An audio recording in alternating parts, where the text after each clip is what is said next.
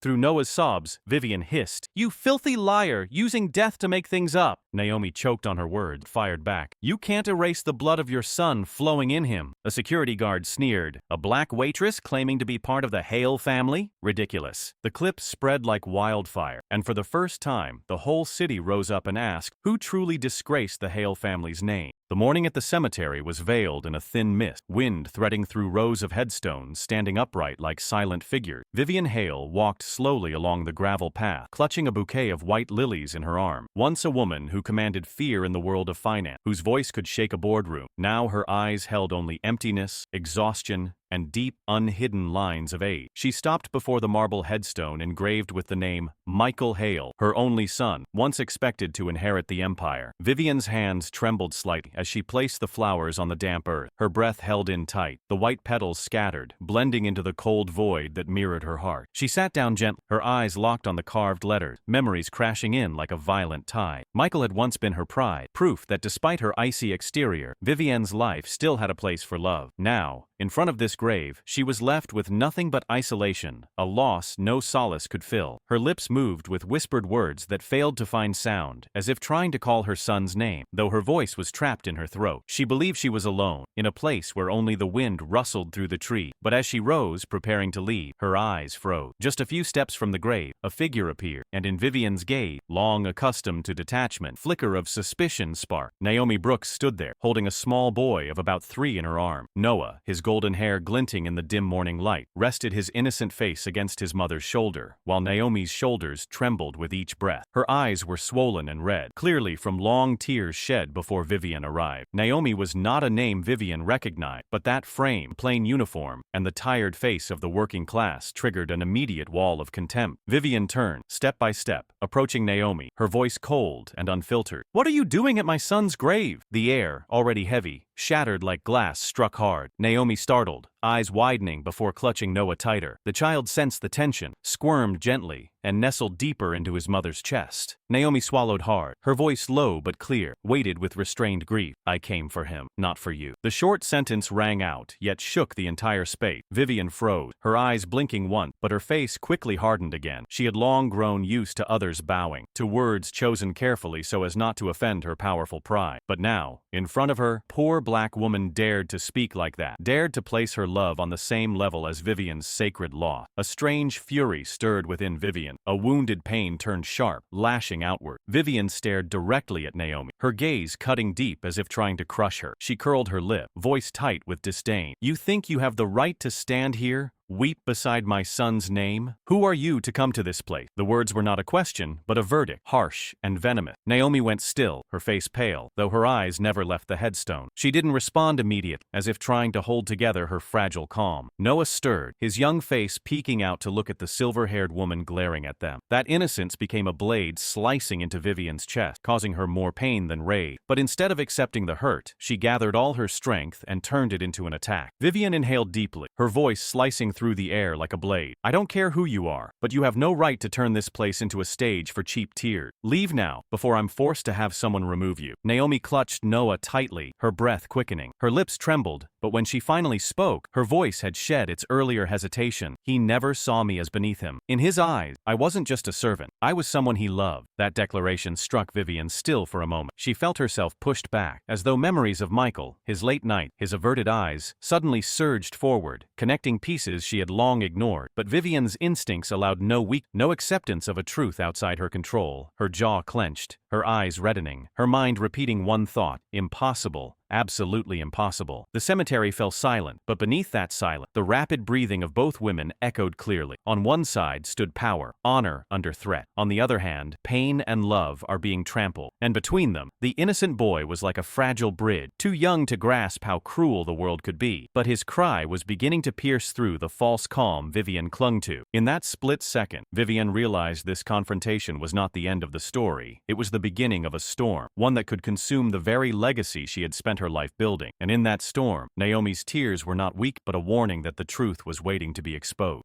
The moment Naomi finished speaking, the air in the cemetery thickened. Vivienne refused to let the silence consume her. She drew a long breath, then stepped forward, her heels striking a cold rhythm on the gravel. Every step carried the weight of someone used to control, used to command, used to watching subordinates tremble. When she was only a few paces away from Naomi, Vivienne stopped, tilted her head slightly, and let her eyes burn with scorn. The doubt in her gaze had vanished, replaced by a certainty that for her stood nothing more than a lowly figure daring to disrupt the order she had built. Her lip curled, and her voice cracked like a whip. "A poor little waitress thinks she deserves to cry here?" Each word rang out, amplified by the stillness of the cemetery. Naomi's face changed color, but she didn't turn away or collapse into pleading. Her lips quivered, and her hand gripped Noah's small shoulder. Her eyes dropped briefly to the marble headstone, the name carved into it belonging to the man who had once given her fleeting days of joy. When she looked back up, her eyes were wet but unbowed. Vivienne had heard many protests in her life, had been cursed by business rivals, but never had a black woman,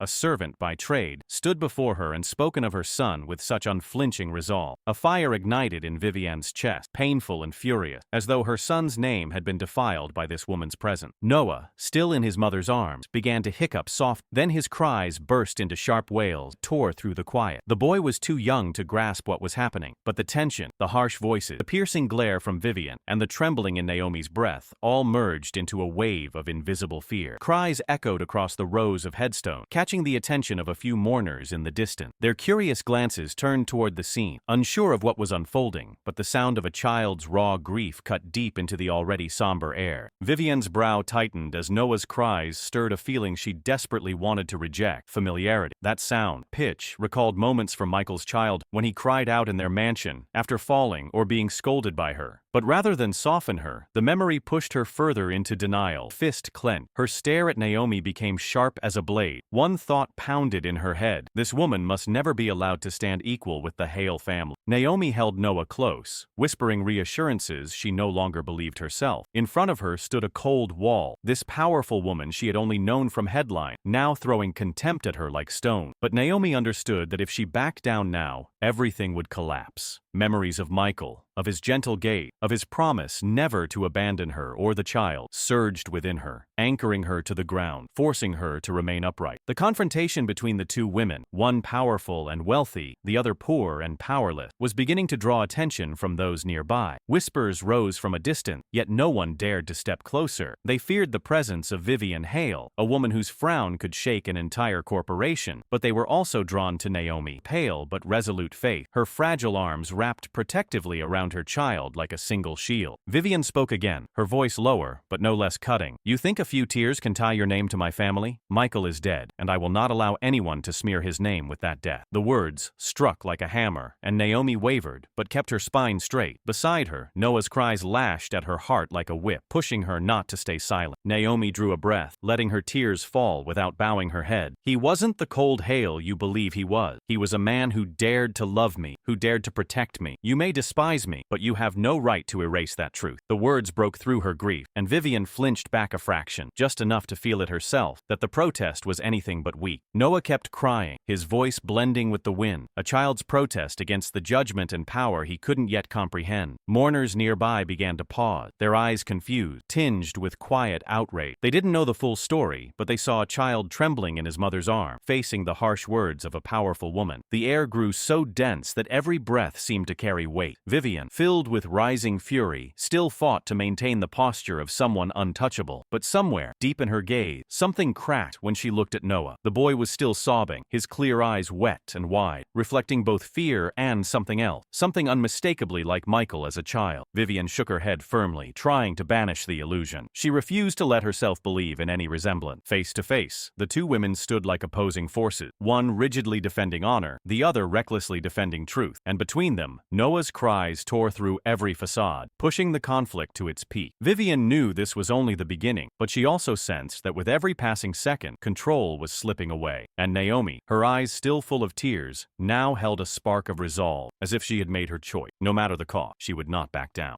The tension in the cemetery was suffocating when, from behind Vivienne, her two personal bodyguards moved in. The pounding of their shoes on the gravel cut sharply through Noah's sob. Both were large, rough in posture, their eyes sweeping over Naomi before landing on the child with a mix of contempt and threat. They stepped forward, forming a human wall that boxed Naomi and Noah in. In the dim morning light, the contrast in power was stark. On one side, overwhelming force. On the other, a young woman clutching her small son. One of the guards leaned in, his voice laced with venom as sharp as a blade. "This cemetery is no stage for people like you." The words dripped blatant disdain, echoing the prejudice Naomi had faced since childhood. She felt the sting of humiliation creep across her skin, as if she were being torn open before an invisible crowd. But what made her heart race even more was the trembling of Noah's hand gripping her neck, his innocent eyes not yet fully understanding, but sensing danger all the same. The second guard stepped closer, his tone low and cold, arm extending without hesitation. "Hand over the boy before you hurt him." The words hissed through clenched teeth, loaded with judgment and control, as if Naomi wasn't his mother but a stranger abducting a child. It wasn't just an insult, it was a denial of her motherhood, a rejection of the most sacred bond she held. For a moment, Naomi felt the world tilt, but something deep inside surged forward, pushing back every trace of fear. Noah's crying grew louder, sobs slicing through the already heavy air. Naomi held him tighter, took half a step back, her eyes bright and steady, her breath caught, her throat clenched, and from the depths of her being, she screamed, the sound erupting like a blast through the space. "Don't touch my child!" The cry made both guards pause for a second, but more startling was Vivienne herself, who, always the one behind power, suddenly froze, her gaze flickering with uncertainty. For the first time since the confrontation began, Vivienne's cold composure cracked. Naomi's scream, raw with desperation, yet bursting with fierce strength, cut through the thick ice Vivienne had layered over her heart. In that brief instant, she saw Noah in his mother's arm, his tearful eyes wide with fear and innocence, and something about it held her still. It stirred a memory Vivienne had tried to bury. A young Michael, surrounded by domineering adults, clinging to her hand, crying out to be protected. That hesitation lasted only a moment, but it was enough for Naomi to glimpse the crack in Vivienne's hardened shell. She took a deep breath, held Noah tighter, and didn't take her eyes off the billionaire. In Naomi's gaze, Vivienne was no longer just a woman of power, but a mother who had lost her child. That emotion, if not buried under layers of pride and prejudice, might have opened the door to some understanding. But just as quickly, the two guards resumed their advance, their hostile stares trying to erase that brief flicker of humanity. The first guard clenched his fist, growling, "You think shouting changes anything? A waitress like you has no right to keep that boy." Naomi swallowed hard, heart pounding, but Noah's sobs forced her to remain standing. She knew if she let go, everything would vanish. In that moment, her entire being narrowed to two words: protect. Protect her son. Protect the truth. Protect a love the world never acknowledged. Vivienne lifted her head, regaining her usual icy composure, but her eyes still carried the ghost of what she'd just seen. She gritted her teeth, forced down the softness threatening to rise, and gave a silent signal to the guard. The tension edged closer to eruption, fire reaching dry grass. Naomi's breath caught, but within that same moment, she understood that her voice could not be silent. "He is the father of my child!" Naomi cried out, her voice cracked tears but firm as a vow. The guards froze for a second while Vivienne's eyes widened, her heart thudding in her chest. The words struck like lightning, breaking through her wall of pride. She wanted to deny it, to scream it was a lie, but Noah's eyes, so clear, so afraid, choked the denial in her throat. Silence spread, and everyone seemed to hold their breath. Naomi trembled, but her eyes stayed fierce as she pulled Noah close. Vivienne stood still, her heart splintered, though her face remained stiff, betraying no weakness. The two guards, though momentarily stunned, straightened again, ready to act. The tension didn't ease, it deepened. The truth spoken aloud wasn't just another argument. It was a turning point, a spark, force capable of changing everything. In that instant, the cemetery itself felt like it was holding its breath. Wind rustled through the trees, the leaves whispering like unseen witnesses. Noah still cried, but his cries no longer sounded like those of a child. They were testimony, the pounding of a war drum signaling that the battle between power and truth had reached its climax. And no matter how Vivienne tried to deny it, no matter how ready the guards were to strike, Naomi knew that from this moment on, she had forced them all to listen. The air in the cemetery was thick, like an invisible curtain tightening around every breath. Naomi's scream had barely faded when the cold, damp stone path seemed to tremble under the weight of tension with no escape. Vivienne stood still, her silver hair glinting in the morning sun, her shoulders stiff like carved stone. A moment earlier, she had faltered at the sound of "Don't touch my child." Pride snapped her back into the mask of power. Her lips curled,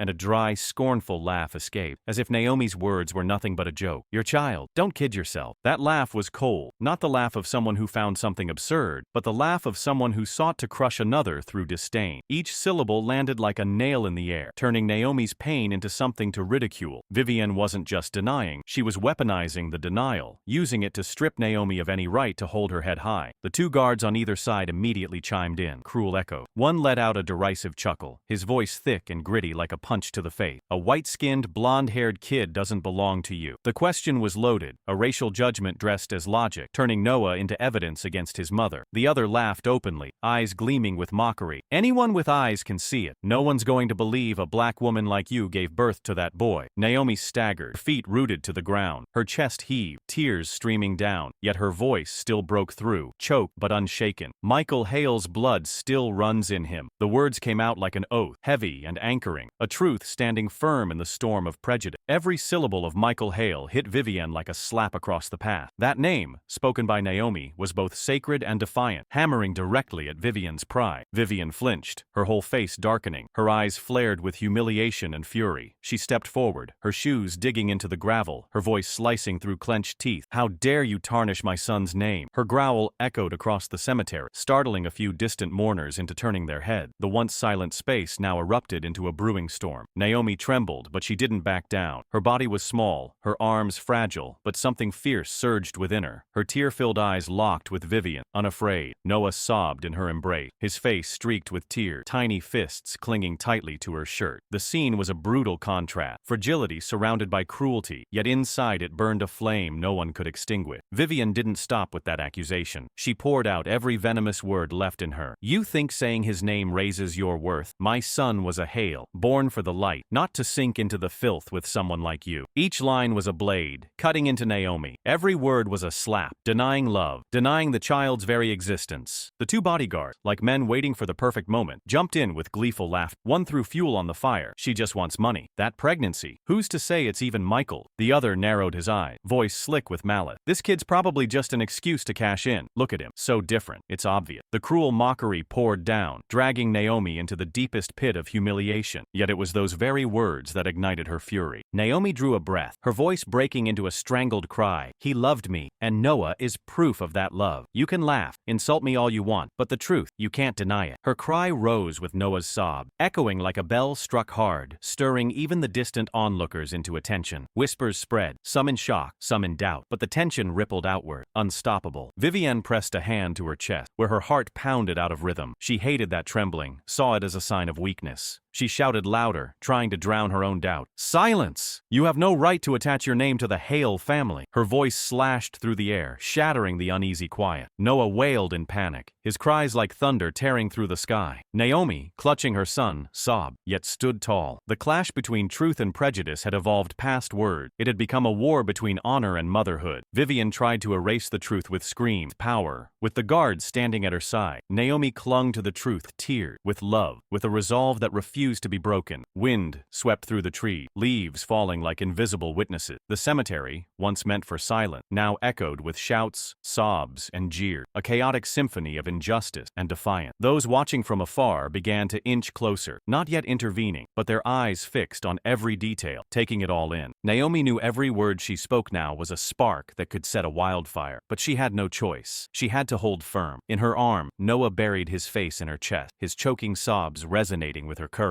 And Vivienne, standing tall in her imposing posture, eyes bloodshot, hand trembling, felt herself being challenged by someone she considered beneath her, and nothing enraged her more. In that moment, the mockery reached its peak. It was no longer a careless denial, but a deliberate attempt to crush a woman and her child. From those ashes, Naomi's voice rose, strong enough to leave Vivienne stunned. And from here, nothing would return to silence. A cold gust swept through the rows of headstones, as if trying to blow away the suffocating tension. Before Vivienne could issue a second order, one of the bodyguards stepped forward and seized Naomi's wrist with a massive hand. The sudden grip threw her off balance, her body teetering as if about to collapse. That rough hand clamped down like a vise, dragging pain through every vein in her slender arm, forcing Naomi to grit her teeth just to hold back a scream. In her arms, Noah jolted in terror, his wide eyes frozen, then burst into a cry louder than ever, echoing through the mournful air. Naomi, panicked, wrapped herself tightly around her son, clinging to him as the last instinct left to protect him. The pain in her arm no longer mattered. All that existed was the force with which she held Noah, shielding him from the violent hand trying to pull him away. Her voice cracked out, strained between gasps but unwavering. "You have no right!" The words sliced through the cemetery's silence like a blade, loud enough to make even distant mourners turn their heads. Vivienne stood behind them, her gaze still cold as steel. She seemed unmoved by Noah's fear, or Naomi's pain. In her mind, there was only one goal: to silence any stain on the Hale name, to uproot a truth she refused to hear. Her voice rang out, dry and final, each word landing like a hammer. "Remove her!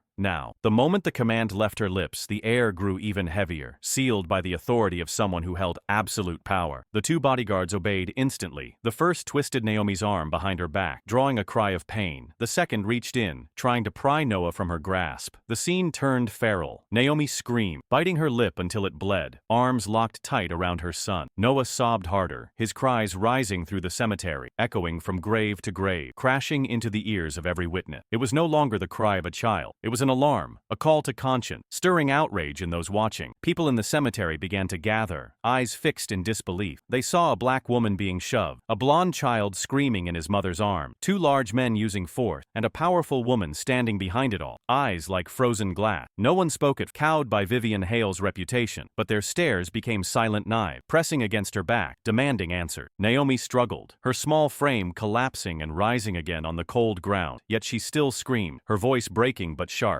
"I told you, he is the father of my child. You have no right to take him from me." That declaration, though shouted in chaos, rang out with clarity, hitting Vivienne like a blow. She wanted to shut it out, to reject, but Noah's cry, following Naomi's scream, struck her heart like a hammer, pounding through the ice she had buried it beneath, making it tremble still. The air was tension. As the second bodyguard reached for Noah, the child thrashed and screamed until his voice cracked, his small arms wrapping tightly around his mother's neck. The pure sound of a desperate child pulled at the guts of those watching. A few people let out murmurs of protest, but quickly fell silent, cowed by Vivienne's power. Even so, that silence could not mask the rising unrest. Vivienne clenched her fists, her nails digging so deeply into her palms, blood surfaced. She stared at the scene, trying to maintain her composure. Deep inside, the image of young Michael appeared vividly. She remembered when he once fell on the marble step, eyes brimming with tears, arms raised, begging to be held. Noah's cries sounded too similar. Vivienne turned her head for a moment, then quickly composed herself, unwilling to allow any weakness to show. Naomi, though restrained, refused to release Noah. She shouted, her eyes red, face pale, yet filled with fierce strength. "If you want to take me away, you'll have to kill me first." The words rang out, drawing gasps from the crowd. That desperate courage spread through every witness like a spark hitting dry fuel. Scattered voices began rising, denouncing the cruelty unfolding before them. Noah sobbed, his cries caught in the wind, bouncing off the marble headstones and echoing back, filling the cemetery with a grief too loud to ignore. This was no longer a frightened child's cry. It was an accusation, exposing a love being trampled, power and prejudice. From afar, people raised their phones discreetly, and others covered their mouths in shock. They all knew they were witnessing something that could never be buried again. Vivienne turned, her eyes scanning the crowd. She noticed the restlessness, caught sight of a few phones glinting in the light. Her chest tightened. She sensed this was no longer a private confrontation. She gritted her teeth and barked at the bodyguards. "What are you waiting for? Get her out of here." But this time, her command didn't thunder. It was swallowed by Noah's cry, and even Vivienne could feel the tremble rising from deep within. In that moment, Naomi felt her world collapsing, but also realized she was no longer alone. Resistance was spreading, in the crowd's growing unease, in their whispered protests, in the stunned stares of those who had only come to mourn loved one. That fury would only build, becoming a wave Vivienne could not stop. The cemetery, meant for silence, had become an arena of tears, scream, and exposed violence. Vivienne believed she was in control, but she didn't yet know that the moment Noah screamed and Naomi fought in despair had planted the seed of a truth no Hale empire could bury. The chaos at the gravesite had reached its peak. Naomi was being dragged across the gravel, her hands clawing at the ground to stay upright as she clung tightly to Noah. The child's cries rang out across the space, stopping nearby mourners in their tracks, some gasping with covered mouths. Among the silent crowd stood a middle-aged man in a dark coat, his eyes uncertain but his hand slowly raising a phone. He didn't step in to stop the scene, knowing the power imbalance was too great, but something in him said this could not go unwitnessed. Only the camera in his hand could preserve the truth. The man stood off to the side, his lens trembling slightly with emotion, captured Naomi being dragged, her red-rimmed eye, her hoarse screams tangled with Noah's wailing, all recorded in vivid detail. As he adjusted adjusted the focus. One of the guards noticed, spun around with fire in his eye, and shouted over the wind, "Turn that off or you'll regret it." Threat landed like a hammer, not just at the man, but as a warning to everyone watching. Silence swept through the area. Some quickly lowered their eyes, avoiding Vivienne Hale's gaze. The man didn't move, heart pounding. He knew the risk, knew he might become the next target if he resisted, but the sight of a young mother being torn from her child held him there. He pressed his lips together, gripped the phone tighter, and kept recording. Through the lens, Naomi's tear-streaked face blurred, but her voice rang out, cutting straight into the phone's microphone. "He is the father of my child." The sound was sharp, undeniable, etched into the thick air like a carved truth. It made the man filming shudder, as if he had just witnessed something that ripped the veil from reality. The guards shot him threatening look, but with their hands full holding Naomi, they couldn't reach him. He stepped slowly backward, lowered the phone discreetly, but didn't stop. Deep down, he knew this footage was no longer just personal evidence. It could ignite something much larger. Naomi was still struggling in the guard's grip, her thin body nearly breaking, but that one shout had changed everything. The child kept crying, his voice cutting like glass, unmistakably real. Around them, whispers began to spread. Angry looks flickered in the crowd. No one dared intervene yet, but the slow boil of outrage was rising, like a wave ready to break. In the cemetery's stillness, every sound became amplified. Every sob, every shout, every heavy step burned itself into the memory of those present. Vivienne turned and noticed the stares. Flicker of unease stirred inside her. Pride quickly stamped it down, and her eyes swept coldly across the crowd. No one spoke. No one dared defy her, but she had not realized a lens was already capturing everything. A truth was being held in silence, and no matter how powerful she was, once it was exposed, she would not be able to bury it. The man stepped back a few more paces, trying to blend into the crowd, heart pounding in his chest. He knew he was holding something far beyond his control. He saw the flash of fury in Vivienne's eye, saw the two guards raging like cornered beasts, but he also saw Noah crying until breath, saw Naomi clinging to her last hope, the truth about Michael Hale, and he swore he would not let those images disappear into silence. The struggle continued. Naomi was exhausted, but didn't let go, screaming until her voice was nearly gone. The words, "He is the father of my child," rang out again in the recording, sharp as a blade slicing through the wall of silence that had stood for too long. The man gripped the phone tighter, knowing he had just captured undeniable proof. That short clip, only seconds long, was enough to expose the truth Vivienne was desperately trying to crush beneath the weight of her power. As the chaos momentarily settled, Naomi gasped for breath, hair tangled and damp with sweat, but her eyes still burned with fire. Noah whimpered in her arms, his cries quieter, persistent. The two guards dragged her farther away, ignoring her scream, ignoring the murmurs of disapproval spreading through the crowd. Vivienne turned her back, believing that orders and force had erased the rebellion. But somewhere in the shadow, the recording had been saved, ready to spread like wildfire and consume every polished surface it touched.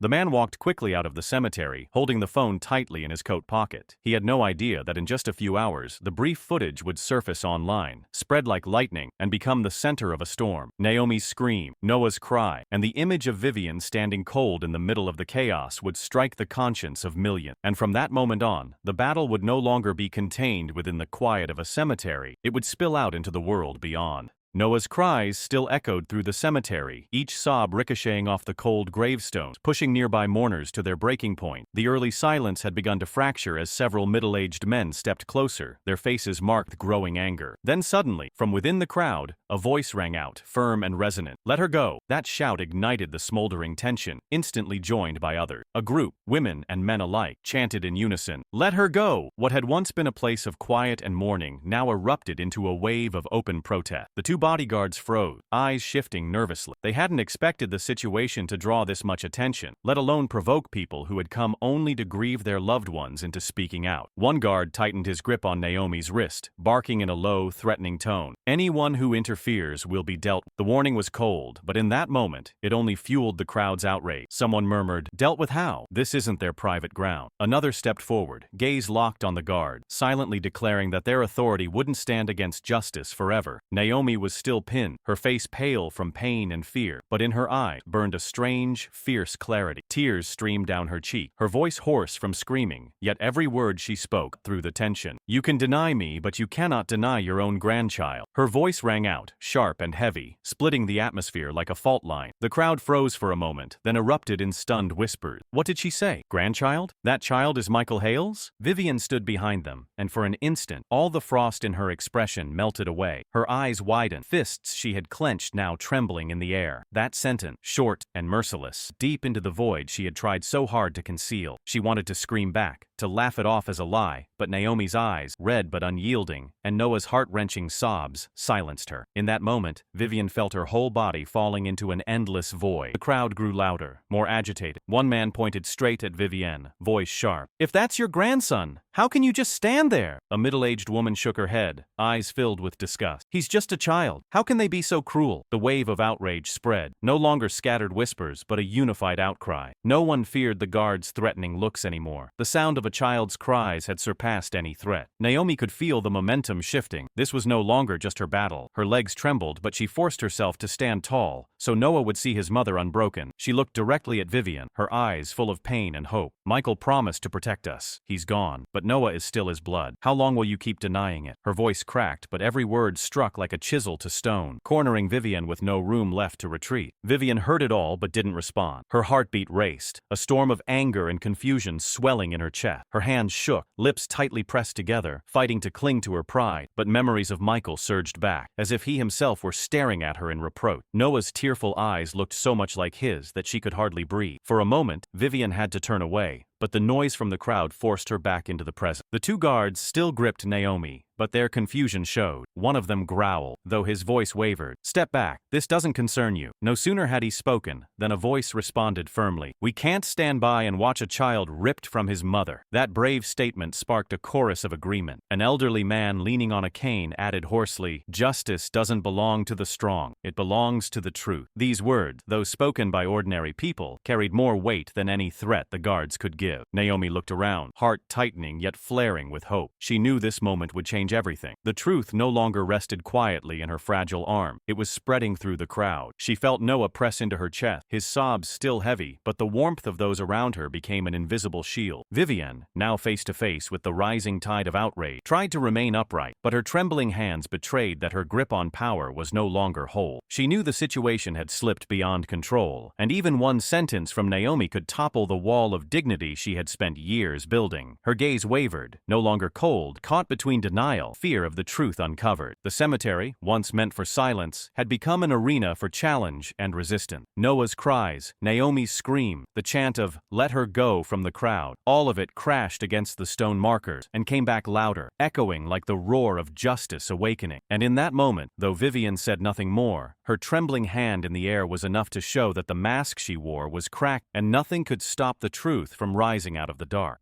The crowd's outcry had barely begun to settle when one of the bodyguards suddenly yanked Naomi's arm with brutal force. She lost her balance and collapsed onto the cold gravel. Dust and stone scattered. Her knees burned from the impact, but she still clutched Noah, using her body to shield him. The child, already hoarse from crying, let out a piercing scream so raw it shattered any lingering silence. His cry echoed through the sorrowful air, mixing with Naomi's ragged breathing, creating a soundtrack of unfiltered injustice. The surrounding mourners could no longer stand by. They surged forward, breaking through to stop the bodyguard. A young man, face flushed with rage, shouted, "Enough! Let her go!" A woman stepped up, arms spread to block the way, her voice ringing out, "Justice for Naomi!" That call ignited the crowd like wildfire. More voices joined, chanting together, "Justice for Naomi!" Their cries drowned out the guards' order, overpowering the silence Vivienne had once controlled. The two bodyguards faltered, still trying to appear menacing, but their threats began to lose weight. One shouted, "Back off! Anyone interfering will regret it," but his voice trembled, and his eyes betrayed fear. Hands reached forward, not to strike, but to lift Naomi, to place themselves between her and the men who had hurt her. Held in their arms, Naomi clung to Noah, her chest heaving from exhaustion, but her eyes still burned, fueled by the strength surrounding her. In the middle of the chaos, Vivienne stood frozen, her gaze locked on Noah, tear-soaked, his face flushed red from screaming. His innocent stare pierced straight through her, cutting past the fury, pride, the walls she had spent a lifetime building. In that instant, Vivienne was dragged backward through memory to the days when Michael was small. She remembered the time he fell down the stairs, running to her in tears, eyes filled with the same fear now shining in Noah. The resemblance was overwhelming. Her chest ached, as if a blade had been driven into the place she had sealed the deepest. Vivienne raised a hand to her chest, feeling the erratic beat, her breath stuttering. She wanted to deny it, to turn away, to believe this was nothing but a desperate fabrication. But Noah's eyes held her in place. He didn't speak, but in that child's gaze, she saw Michael's fate, undeniable, unmistakable. Around her the chaos surged. The people shouted, wave after wave of justice for Naomi, crashing like thunder. The bodyguards struggled, no longer the dominant force they had been. Naomi stood, barely upright, lifted by strangers, holding Noah tightly against her. Tears and dust streaked her face, but her eyes were fierce with determination. Fear still gripped her, but the strength of the crowd and the strength of her son had turned her into a symbol of a truth that could no longer be silent. Vivienne, under the weight of the stairs and the roar of the crowd, could no longer maintain her cold facade. She screamed, the sound erupting more like a cry for help than a command. No, this can't be true. The words burst from her throat and rippled through the air, silencing everything for a single second. It was not the voice of someone certain, but the howl of someone unraveling, someone watching the proud wall they had built crack wide open. Naomi clutched Noah tighter, stepped back a pace, but no longer into the shadow. She stood within a circle of strangers who dared to defend her, her eyes locked on Vivienne. In her gaze were tears and sorrow, but also an unshakable belief. The truth could not be denied forever. The chants of the people continued, as if feeding her strength, as if forcing Vivienne to face the reality she had spent years trying to bury. For a brief moment, the cemetery turned into an arena where justice and prejudice wrestled for every inch. At its center, Noah's cries pierced every layer of armor, melting even Vivienne's frozen exterior. She had shouted to deny it, but the very sound of her voice exposed the fear now overtaking her. She was no longer the emblem of absolute power, but a mother being chased down by memory and truth. The tension had reached its peak. Naomi, once in the weakest position, now stood surrounded by a furious crowd, becoming the flame of resistance. Vivienne, no matter how loud she shouted in denial, was suffocating under Noah's stare and the haunting presence of Michael's memory. The two guards, once intimidating, now wavered before the force of the people, and all of it, joined by the chant of "Justice for Naomi," had transformed the cemetery from a resting place of the dead into the ground where truth was unearthed. Justice was named, and the illusion of power began to crumble at its very roots.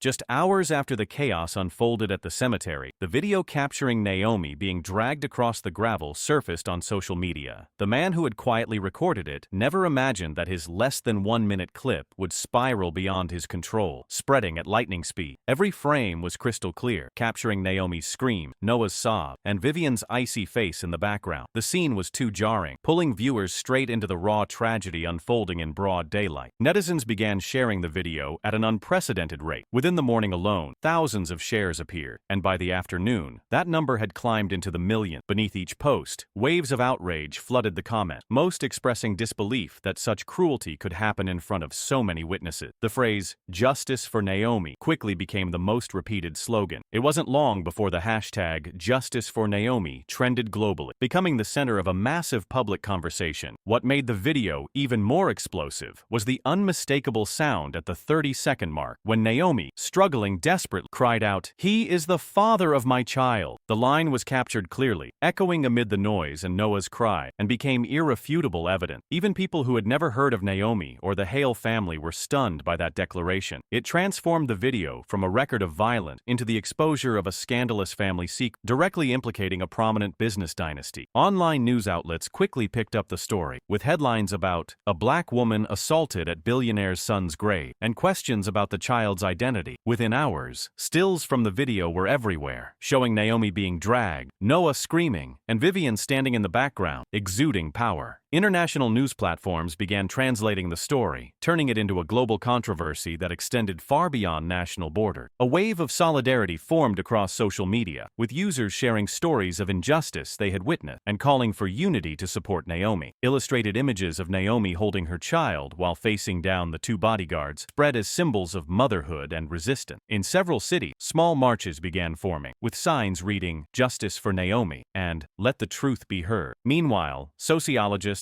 lawyers, and civil rights activists joined the discussion. They analyzed how power had been used to crush the vulnerable, and how the rise of social media proved that truth always finds a way to surface. Online forums attracted millions of views, where the public not only voiced their outrage, but also questioned the transparency of powerful families long accustomed to hiding their secrets behind mansion walls. Vivienne's image from the video spread at lightning speed, becoming the focal point of criticism. Many dubbed her the iron-hearted billionaire, figure leader who prized family honor above the life of a child. Any attempts at defense, if there were any, were drowned beneath a rising tide of fury. Corporations doing business with the Hale family were pulled into the storm as well, facing public scrutiny and calls for boycott. Naomi, once just a quiet waitress, suddenly became an unexpected symbol. From being dragged into silence, she emerged as someone who dared to stand and uphold the truth, even at the cost of shame and violence. And Noah, the sobbing child in his mother's arm, became the most potent image. A photo of his tear-filled eyes was shared millions of times, accompanied by the message that no child deserves such cruelty. In just one day, what had been a clip likely to be buried became a justice-seeking movement, sparking fierce debate about discrimination and abuse of power. The cemetery, once a place of quiet mourning, had become a societal focal point, a place where justice began to step into the light. The community's response went beyond individual posts of outrage, becoming a wave of collective fury. Thousands of comments appeared at once, all focusing on that video of Naomi's brutal treatment. A short yet crisp phrase repeated over and over: abuse of power in a cemetery. It became the rallying cry of anger, since a place meant for respect turned into a showcase of injustice. Frames from the clip, Naomi being dragged, her arms desperately holding Noah, and Vivienne's cold silence pierced millions of hearts. Many posts included personal stories of discrimination and power abuse, reinforcing and turning it into a blazing social debate. Online forums lit up with discussion, not just of outrage, but of action. People called for independent investigations and a reassessment of those hired to protect, but ended up wielding violence. A group of students even organized a candlelight vigil at the burial ground to honor the departed and remind everyone that human dignity must never be trampled. The call resonated widely, and photos of candle banners reading "Justice for Naomi" and memorial setups spread across social platforms. Vivienne became the focus of criticism, no longer the admired symbol of power she once was. To the online community, she was now simply the ruthless billionaire, a label attached to countless images and viral clips. Articles analyzed her every gesture, the icy look in her eyes in the video, pointing out that her silence and emotionless orders were evidence of a heart devoid of compassion. News outlets dug deeper, unearthing her past statements about preserving family honor, comparing them with her current image, further fueling public outrage. Businesses previously partnered with the Hale conglomerate could not stay uninvolved. Under public pressure, several major brands issued statements saying they were re-evaluating their partnerships to avoid backlash. Shares of Vivienne's company began to tumble, and investors grew concerned that an online storm might soon become a financial one. Economic analysts remarked that no reputation is sturdy enough to withstand the force of a connected community. Though Vivienne remained publicly silent, that silence was interpreted as indifference, only intensifying the flames of anger. Amid the fury, the image of Naomi holding Noah became the striking contrast. People began calling her a brave mother, and saw the child as the clearest proof of truth. Street artists started painting murals of that moment, and original songs were written and shared in support, creating a wave of emotional solidarity. Every post carried hashtag. Every share felt like a cut through Vivienne's luxurious facade. What was once dismissed as a family dispute had now become a national conversation about power, justice, and humanity. Public opinion didn't stop at condemnation. It demanded accountability. Urgent questions flooded in. Why did Vivienne allow the guards to act that way? Why didn't she stop them, but instead ordered them to continue? And is the truth about Michael Hale's relationship with Naomi being covered up? Every unanswered question only deepened public anger. People realized that behind that silence was a wall of power. But now, that wall had begun to and in every comment, every shouted slogan, a single message rang clear. Justice cannot be bought, and truth cannot be silent forever.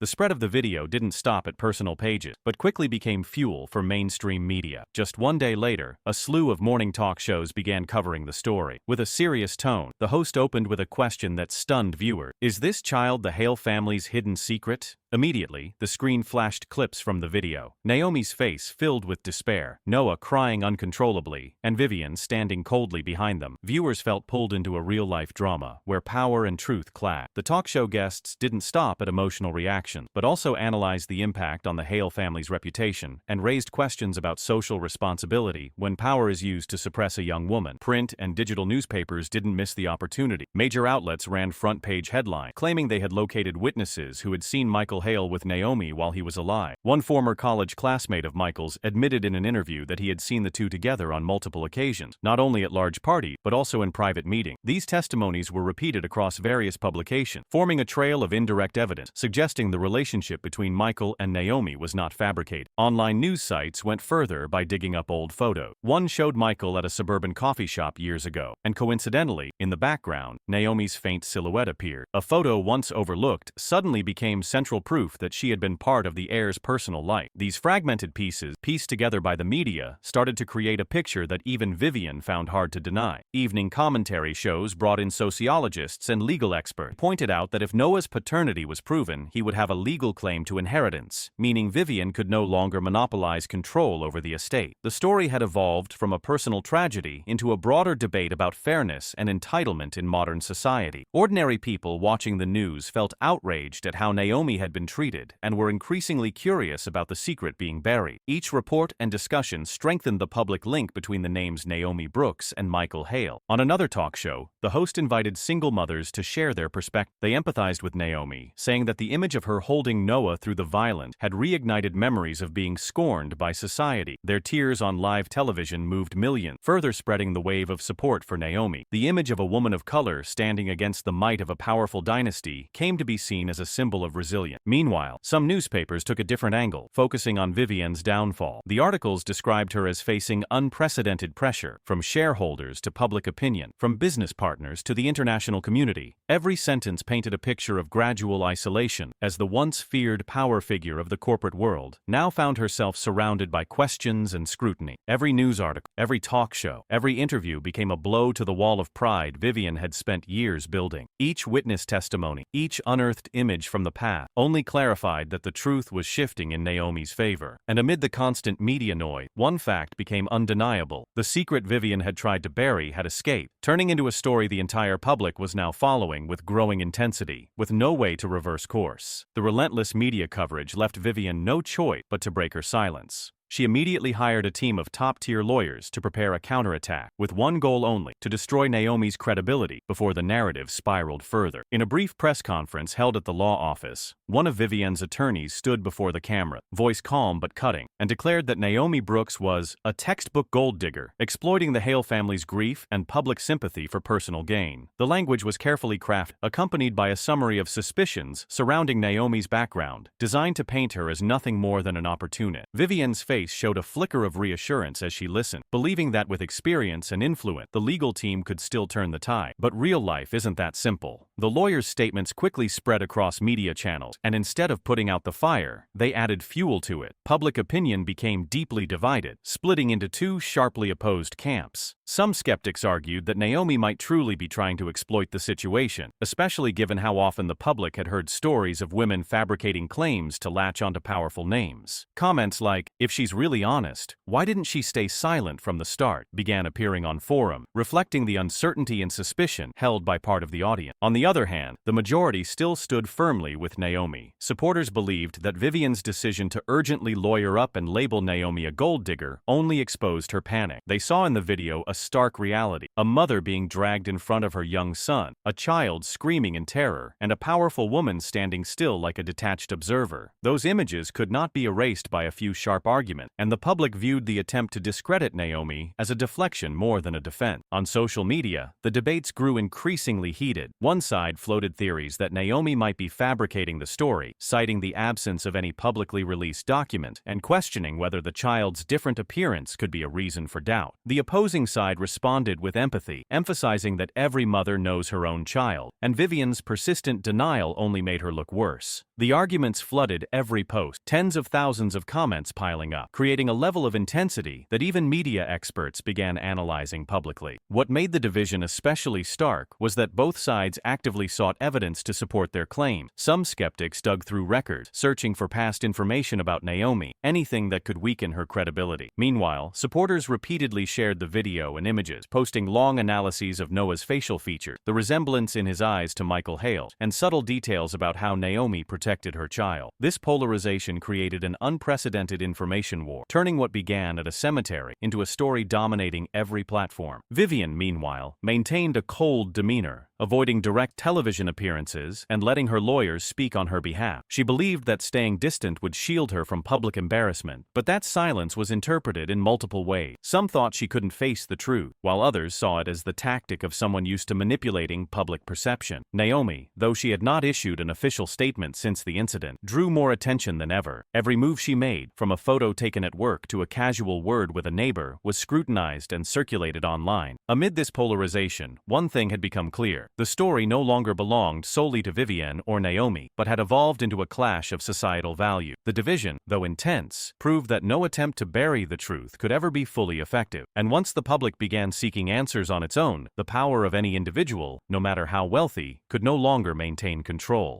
While the public was still fiercely debating the legitimacy of Naomi and Michael's relationship, a second video suddenly surfaced, shifting nearly all discourse to one side. In this new footage, it was no longer Naomi being dragged or Noah screaming. It was the distinct voice of one of the two security guards. He stood in front of Naomi, his face tense, and spat out a slur. "Cheap blood doesn't belong here." The line cut coldly through the air, captured by a phone recording from a hidden angle. One sentence was enough to ignite another explosion of outrage. No longer speculation, no longer second-hand account. This time the evidence was a blatant, unambiguous recording of discriminatory speech. Within hours, the clip spread like wildfire. Headlines reading "Truth Exposed," an undeniable confession, flooded every platform. People replayed the quote again and again, feeling in each word the weight of long-standing contempt embedded in society. The anger spilled beyond online comments and into the street. Outside government buildings, outside offices owned by the Hale family, crowds gathered, holding up protest signs. They carried boards reading "Justice for Naomi" and "End Discrimination." The masses grew from dozens to hundreds, then thousands, packing the streets with chants and cries for justice. Civil society groups mobilized, calling for peaceful yet resolute marches. University students poured into the streets, and schools hosted forums on discrimination and equality. Human rights advocates spoke out, calling it a moment forcing us to face the truth. The collective power of the people turned one short video into the catalyst for a sweeping movement. Images of candle-lit crowds chanting Naomi's name were published in global media, transforming the story into an international outcry. Officials had no choice but to respond swiftly. The mayor's office issued a statement announcing an independent investigation into the violence and discriminatory remarks caught on tape. Members of Congress demanded an emergency hearing to address how individuals in positions of authority had violated basic human dignity. News networks broadcast live from protest zones, with millions of viewers tuning in. Debate raging non-stop. Even those who had remained neutral began to shift, as the second video left no room for doubt. Vivienne, inside her lavish mansion, watched it all unfold on television, her face pale. She had once believed her legal team could sway public opinion with carefully crafted arguments, but the new evidence rendered their efforts useless. The accusations now didn't just target Naomi, they reflected back on the culture Vivienne had fostered, the unchecked power she once believed was unshakable. Outside, the crowd chanted her name, followed by the word "ruthless," as if every brick of her empire were crumbling beneath her feet. During that time, Naomi remained silent. She chose to keep her distance from the media, focusing solely on protecting Noah in her arms. That image, rather than making her fade into obscurity, only earned her more admiration from the public. People saw her silence as proof of patience, a stance worthy of trust. The more support Naomi received, the more marches took place, and the louder the chants of "Justice for Naomi" echoed through the long nights, turning outrage into an unprecedented force of unity. What started as a short video clip had now grown beyond the Hale family. The second video appeared like the final nail sealing the coffin of excuses, rendering every attempt to conceal the truth meaningless. From a secretly recorded moment in a graveyard, it had become the symbol of a justice movement, forcing society to confront a question: can we accept injustice existing even in a place meant for rest, or is it finally time to rise and change? The pressure from the viral footage went far beyond the reach of social media. Within just 2 days, numerous petitions were sent to the city government demanding a full investigation. Massive protests on the street, statements from civil rights organizations, and the wave of global outrage forced the mayor's office to issue an official response. A public announcement was made on Tuesday afternoon, confirming that the authorities would launch an urgent investigation into the abuse of power and discriminatory remark recorded in the video. That announcement aired across every every television network and was shared widely on social platforms, further igniting public reaction. Many felt a sense of relief that an official body had finally spoken up, seeing it as the first step toward true justice. A special task force was immediately assembled, including prosecutors and independent oversight agencies. They pledged to investigate not only the discriminatory statement, but the entire sequence of violent actions that took place at the cemetery, from Naomi being dragged to the way Noah panicked in his mother's arm. Even the seemingly minor detail, like a tightened grip or a scream, were listed as evidence for review. This level of seriousness reassured the public that their voices truly been heard and gave the protests a stronger sense of purpose and discipline, with a clear message: justice must come to light. Vivienne, once used to pulling strings from behind the scenes, now found herself suddenly under investigation. Her name was repeatedly mentioned in the press, tied to the label ruthless billionaire, while the cold expression on her face in the video replayed non-stop. The security team she had once relied on as a protective shield had become evidence against her, as their own words had pushed the situation past the point of no return. The entire team was summoned for questioning, their identities made public in the news, drawing a wave of furious comments and demands for punishment. Amid the storm, Vivienne turned to her legal team, hoping to shift the tide, but counter-arguments now held little weight, as the public no longer believed in justification. What they saw in the video was the undeniable truth, and any denial only made her seem more desperate. The legal team worked hard to portray Vivienne as a victim of distortion, but their efforts were widely seen as clumsy. Media experts explained that once the public has seen something with their own eye, a strategy of denial only fuels greater outrage. Meanwhile, Naomi appeared on television as her complete opposite. She was described as a brave young mother who, even in the face of violence, never let go of the child in her arms. Many opinion columns cast Naomi as the voice of truth, once silent but now rising up. This contrast only pushed Vivienne further into a position of weakness. People no longer talked about her wealth, only about her cold demeanor and silence, seen as proof of a kind of power that no longer held value. The incident turned into a massive media storm. From coffee shop conversations to university auditorium debates, Vivienne's name and those of the two guards were mentioned repeatedly. Each mention stoked another wave of anger. The phrase "investigate now" flooded social platforms, and experts warned that if the authorities failed to act transparently, public outrage would explode even further. Vivienne and those who once believed that wealth and reputation could cover everything now had to face a harsh reality. When the truth is laid bare before millions of eyes, when the public unites in the name of justice, every shield of power becomes meaningless. And from the moment the government officially announced an investigation, Vivienne and the security team were pulled straight into the heart of the storm, where every step was scrutinized and every word could be used as evidence against them. As public pressure intensified by the day and Vivienne's denials began to lose their weight, Naomi chose the moment to speak. She didn't appear in lengthy interviews or make sweeping promises, but quietly prepared the most crucial piece of evidence. One afternoon, her attorney held a small press conference in a packed hall. As camera flashes lit up the room, Naomi stepped forward, thin but composed, eyes steady, holding a folder she had guarded closely. The room fell silent as she placed two items on the table, a photograph and a neatly folded sheet of paper, which she calmly opened for all to see. The first image caused an immediate stir. In the photo was Michael Hale, Vivienne's only son, with his arm around Naomi, both smiling during a modest picnic. The intimacy was undeniable. Michael's gaze toward Naomi filled not with distance, but with warmth and closeness. Reporters surged forward with their cameras as the photo was enlarged on the screen. Every detail, from Michael's smile to the way Naomi leaned on his shoulder, made it clear this was no fleeting or fabricated relationship. What had once existed only in spoken claims now stood as visual proof, directly challenging Vivienne's long-standing denial. Naomi then opened the second document, this time revealing Noah's birth certificate. Though aged, it was well preserved, and in the field marked father's name, the words were unmistakable: Michael Hale. A stunned silence blanketed the room before it erupted into noise. Reporters simultaneously raised their cameras, capturing every second, knowing they were witnessing a pivotal moment. These documents left no room for speculation. They offered legal confirmation that Noah was indeed of Hale blood. The moment the birth certificate appeared on screen, social media exploded. The image spread like wildfire, accompanied by captions such as "truth confirmed" and "undeniable." Those who had doubted Naomi could no longer deny the evidence, as legal documents carried weight no rumor could overcome. The hashtag "Truth for Noah" surged to the top, replacing earlier slogans. This time, the public rallied not just just out of emotion, but with firm belief in the truth that had now been proven. Meanwhile, Vivienne could no longer maintain her silence. Photos taken that very evening showed her visibly shaken, her eyes hollow, as though she'd just lost her final defense. Her legal team could no longer shield her with heavy-handed rhetoric, as the evidence rendered every argument void. Media outlets simultaneously published analytical pieces, pointing out that rejecting Noah now was not just a rejection of Naomi, but of Michael himself. It was, in essence, Vivienne denying her own son's legacy, something even her pride might not be able to endure. After the press conference, Naomi didn't give a lengthy statement. She simply said one short sentence, her voice hoarse with emotion. "I don't want pity. I just want my son to be acknowledged." That sentence was quoted across numerous newspapers, becoming the most powerful yet understated declaration in the entire affair. It transformed Naomi's image from a victim into a resilient mother, willing to face immense pressure to protect her child's rights and dignity. The entire society was shaken. What had started as a controversy had now become an irreversible turning point. The evidence Naomi presented didn't just strike an emotional chord, it forced Vivienne and the Hale family to confront the truth. A truth made clear through images, documents, and legal standing, collapsing every layer of denial. From that moment on, the public no longer saw Noah as a child dragged through a cemetery, but as the rightful heir of a powerful family, a boy tied to a fight for justice that had moved an entire society. As the photo of Naomi and Michael spread alongside Noah's birth certificate, the public erupted. What had once been suspicions or debate was now backed by undeniable proof, fueling a wave of outrage stronger than ever. On social media platforms, the phrase #TruthForNoah quickly overtook every other trend. Within hours, millions of posts bearing the hashtag flooded the internet, filled with support for Naomi and calls to recognize Noah as Michael Hale's legal son. People shared images of the tearful boy next to childhood photos of Michael, with countless comments insisting the resemblance was undeniable. It wasn't just ordinary citizens joining in. Influential figures in media, the arts, and academia began speaking out. They published lengthy articles analyzing how Noah's recognition was not just a matter for the Hale family, part of a broader societal message that truth and justice eventually find their way into the light. News programs aired non-stop coverage, interviewing legal experts to explain Noah's rights now that Michael Hale's name appeared on his birth certificate. The public interest extended beyond the drama of a wealthy family. It became a discussion about children's rights, fairness across class lines, and how even power cannot erase legally recorded truth. Under the crushing pressure, Vivienne fell into a state of stunned silence. Reporters captured images of her appearing in public with a pale face and tightly pressed lips, as if trying to hold on to the last shred of her composure. What Naomi revealed had struck Vivienne's deepest fear, the existence of Noah, a living reminder of a relationship she once saw as a stain on the family's honor. Vivienne knew full well the documents were real. Legal birth certificates weren't easily forged, but instead of accepting them, she still chose denial. In a brief statement issued through her legal team, Vivienne declared that she questioned the validity of the documents Naomi presented and suggested they might have been manipulated. That denial didn't calm the public. It ignited even more outrage. Many believed she had run out of arguments and was now clinging to baseless rejection. Online, harsh comments flooded in. "If you don't trust the document, do a DNA test. Running from the truth doesn't make it disappear." Vivienne's refusal was seen as the desperate resistance of someone unwilling to face reality, even as the facts stood in plain sight. Naomi, in stark contrast, had no need for further word. She quietly left the press conference, holding Noah in her arm, walking away from the sea of cameras and flashing light. That image went viral, captions saying her silence spoke louder than any empty denial. The #TruthForNoah continued to spread, not just within their country, but across international platforms, where foreign media picked up the story, calling it a case of justice and hidden truth. Vivienne kept trying to maintain her cold exterior, but it was clear she was cornered. In her rare public appearances, her hand trembled slightly, her eyes bloodshot, signs of a crisis eroding her pride layer by layer. Every denial she made didn't erase doubt. It made her appear smaller in the face of the collective force rallying around Naomi. In the midst of the storm, the public grew more certain that the truth was no longer under Vivienne Hale's control, and the only question left was how long before she would be forced to admit it.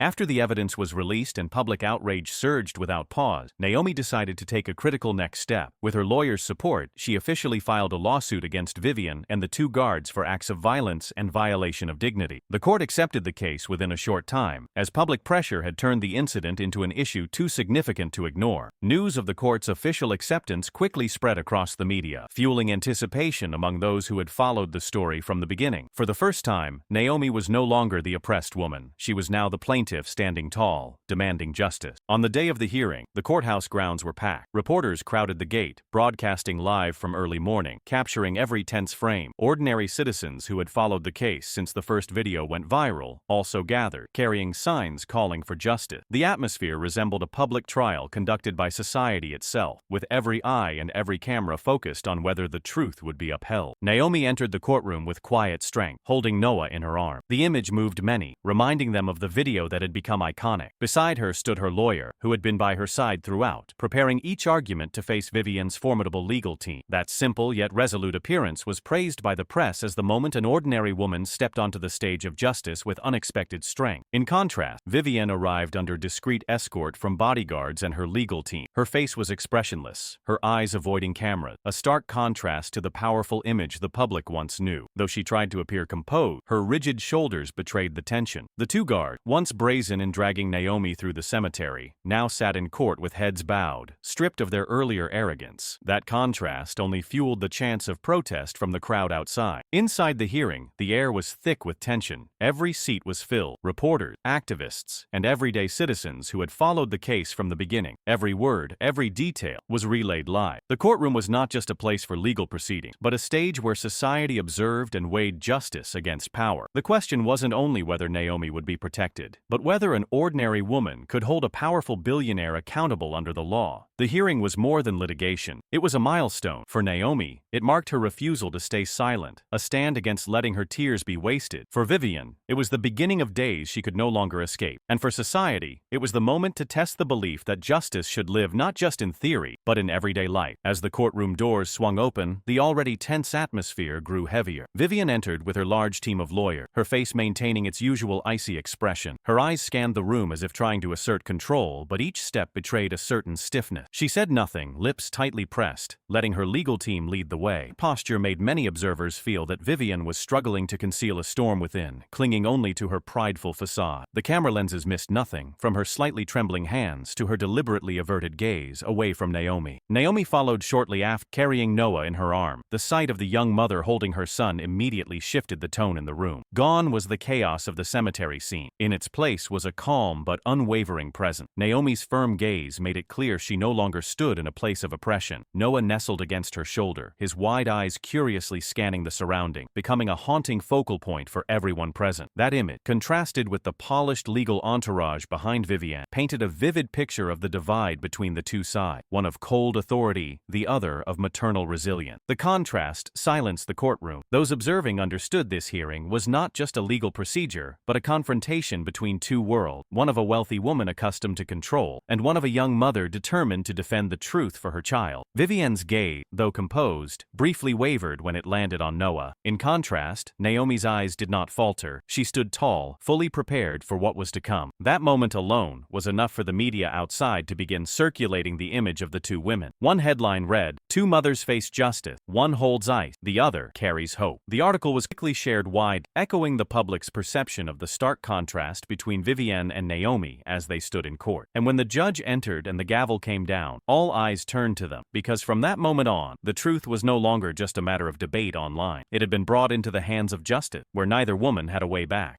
As the hearing moved into the argument phase, the tension in the courtroom thickened. One of Vivienne's lawyers stood up, adjusted a thick stack of files, then spoke with deliberate clarity, trying to emphasize each word like a blade. "We have reason to believe that the documents presented by Naomi Brooks have been forged. This is an attempt to exploit the Hale family's name for personal gain." The courtroom buzzed with whispers, a wave of murmurs spreading through the road, as the accusation not only directly denied the evidence Naomi had presented, but also implied she was a cunning manipulator. Vivienne sat silently behind, her face cold, her eyes fixed on Naomi, as if trying to crush her with contempt alone. Naomi stood immediately after, holding Noah even tighter, but her voice did not waver. She raised her head high, eyes firm as they met the judge and the entire courtroom. "I don't need to forge anything," she said slowly, her voice hoarse with emotion, "because the truth exists in every drop of my son's blood." Her words brought a hush over the room, broken only by the rustling of papers from her lawyer's table. That lawyer produced a sealed envelope containing the document everyone had been waiting waiting. When the DNA results were read aloud, the room sank into heavy silence. The document confirmed that Noah was the biological child of Michael Hale, with a match percentage so high it left no doubt. Each word of the report landed like a hammer blow on all accusations just raised by Vivienne's side, wiping clean everything they had tried to construct. Journalists in the back rows scribbled notes rapidly. Camera flashes went off repeatedly, because they knew they were witnessing a point of no return. Naomi did not cry out or lash back. She simply stood still, holding Noah against her chest, eyes brimming but unwavering. That image spoke louder than any defense. The room was filled with emotion. Some shook their heads and sighed. One or two began to clap, but were quickly silenced by the judge's reminder to maintain order. No one could deny the truth now laid bare, and that truth required no embellishment, for a single DNA test was powerful enough to sweep away every doubt. Vivienne's reaction stood in stark contrast. She froze, eyes wide as she stared at the document being held up. Pride that had shielded her for so long seemed to crack under the weight of hundreds of watching eyes. Some in the room whispered her name, and journalists immediately wrote that Vivienne Hale bowed to the truth for the first time. Her lawyers awkwardly insisted that further verification was needed, but no one believed the excuse, because DNA evidence is final, the clear answer that the entire society had been waiting for. The atmosphere in the courtroom felt as if it had been released from long-held tension. A sense that justice had taken one more step forward was unmistakable. Outside the courthouse, as people heard the news through live broadcasts, cheers erupted, and the phrase #TruthForNoah flooded social media once again. From that moment on, the story was no longer just a battle between two opposing women, but a living testament that truth could overcome any barrier of power. And Naomi, through patience and undeniable evidence, had laid the foundation for a new turning point in the fight for justice. When the DNA results were announced, the absolute match percentages echoed clearly throughout the courtroom, and the space erupted. Murmurs rippled through the audience row. Journalists bent low over their keyboard, and camera shutters flashed incessantly. No one remained indifferent. Every gaze shifted in unison toward the same direction, where Vivienne was seated. The silence that had once surrounded her was gone, replaced by sharp, piercing stares through her frozen mask. Every whispered comment in the courtroom dug deeper into her image, repeating a truth she had tried so hard to deny. Noah was, in fact, the flesh and blood of Michael Hale. Vivienne sat motionless for a moment, her gaze appearing to lose its anchor. All the arguments she had clung to, calling Naomi a gold digger, casting doubt on the document, now crumbled completely. There was nothing left to defend, because scientific evidence could not be twisted. She raised her head and looked out over the court, but her eyes no longer held their cold authority. Instead, they were vacant and confused. Her shoulders trembled slightly, fingers gripping the armrest tightly, but they could not stop the tremors that spread through her entire body. As Vivienne staggered to her feet, the entire courtroom held its breath. The woman who once made the business world bow now swayed as if about to fall, her steps unsteady. She tried to regain her balance, but her instability was unmistakable. Every camera caught the smallest movement, every dazed gesture, and headlines immediately followed. Vivienne Hale falls to the truth for the first time. No one in the courtroom said a word, but they could feel her once imposing wall of pride crumbling in great visible cracks. Naomi stood across from her, holding Noah tightly against her chest, eyes glistening and fixed on Vivienne. In that look were pain, tears, but also a deep belief that truth had finally been forced to speak. She didn't need to shout, didn't need to justify anything further, because Vivienne's own reaction had become the clearest confession of all. That trembling wasn't merely the pressure of public scrutiny, it was the unmistakable sign of a mother who could no longer deny the blood bond to her grandson. The judge's gavel struck to restore order, but the room remained in turmoil. Everyone understood that what was unfolding in this moment had gone beyond the bounds of an ordinary trial. It was the breaking point of power, the instant when someone who once stood above all was forced to face a stark and undeniable truth. Vivienne, though still trying to stand tall, could no longer hide the subtle tremble in her hand or the welling tears in her eye, and the entire courtroom knew that truth had prevailed, not through rhetoric, but through the visible collapse reflected in the unsteady posture of the most powerful woman in the Hale family. As the hearing continued, the prosecutor suddenly requested that the leaked video clip, in which one of the two guards made a racist remark, be replayed. The courtroom fell silent as the large screen lit up, showing frame by frame the image of Naomi being dragged, her pale face contrasting with the fierce expressions of the men in black uniform. Then came the venomous word, clear and chilling: "Cheap blood doesn't belong here." In the courtroom, courtroom. Each word seemed to hit the ground with weight, making it impossible for anyone to hide their outrage. Whispers erupted instantly. People in the back rows covered their mouths. Some reporters clenched their jaws as they took notes, knowing this moment would be quoted across every headline. The two guards sitting at the defendant's bench lowered their head. Their faces in the video were unmistakable, from their arrogant expressions to their prejudice-laced voices. Vivienne's lawyer stood up to object, claiming the clip's integrity hadn't been verified, but was immediately cut off by the judge. The judge confirmed that the footage had been authenticated and was legally admissible as evidence, ordering the courtroom to remain quiet so the hearing could proceed. That firm statement struck like a hammer, erasing any last chance for those who had brazenly exercised violence in the cemetery to escape accountability. Outside the courthouse, public outcry erupted once again. As the broadcast played the footage and audio, thousands gathered outside began chanting in unison. Signs reading "End discrimination" and "Punish them now" were raised high, blending into the roar of the crowd. Many were moved to tears upon hearing the cruel statement, viewing it not only as an insult to Naomi, but to an entire community. Civil rights activists quickly posted calls demanding harsh penalties, framing this as an opportunity to send a clear message that society will not tolerate discrimination of any kind. The press released a flood of headlines, each using strong language. Some outlets called it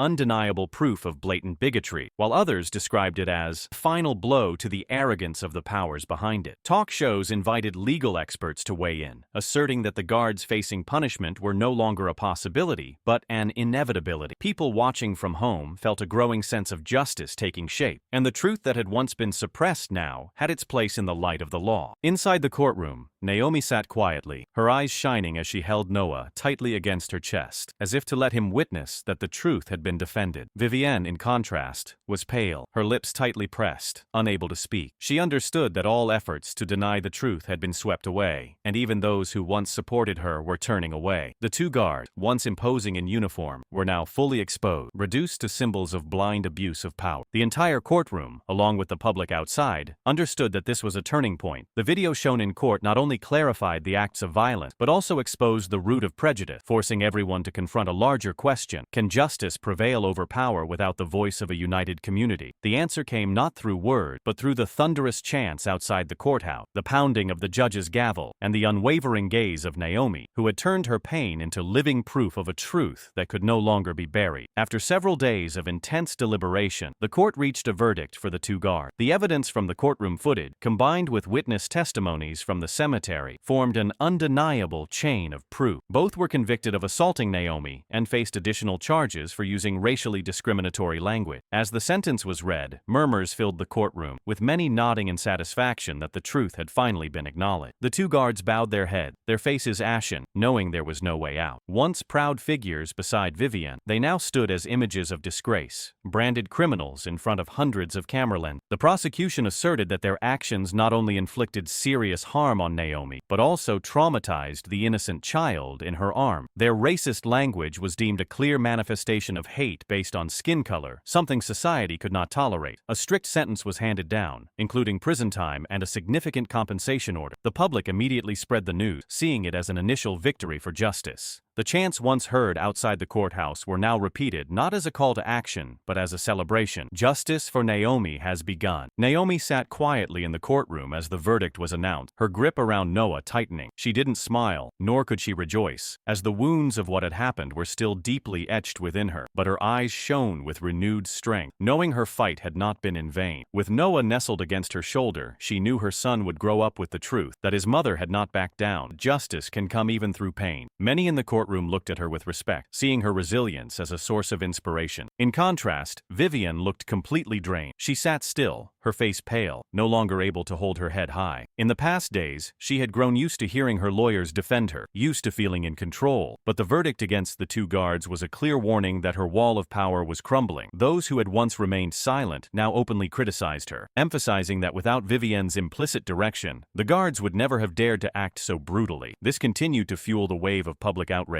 further cementing the image of a ruthless billionaire tied to her name. Outside the courthouse, the crowd erupted in celebration. Major news outlets quickly ran bold headline. Two guards convict, justice sides with Naomi. On social media, the hashtag #Justice for Naomi resurfaced once again, this time accompanied by renewed faith that the journey toward truth was moving in the right direction. People saw the verdict not merely as punishment for two individuals, but as a powerful message to anyone who believed they could use power to trample the vulnerable. Justice gradually leaned toward Naomi, not only through the sentence handed down to those who had directly committed acts of violence, but also through a shift in how society viewed her. Once seen as an outsider in a prestigious family, Naomi was now recognized as a courageous mother who dared to demand fairness for her child. Each step forward in the case felt like laying another brick in the foundation of a future where Noah would be seen through the lens of truth, not prejudice. And from the moment the two guards bowed their heads before justice, society understood that the wheels of fairness had begun to turn, this time in favor of those long underestimated.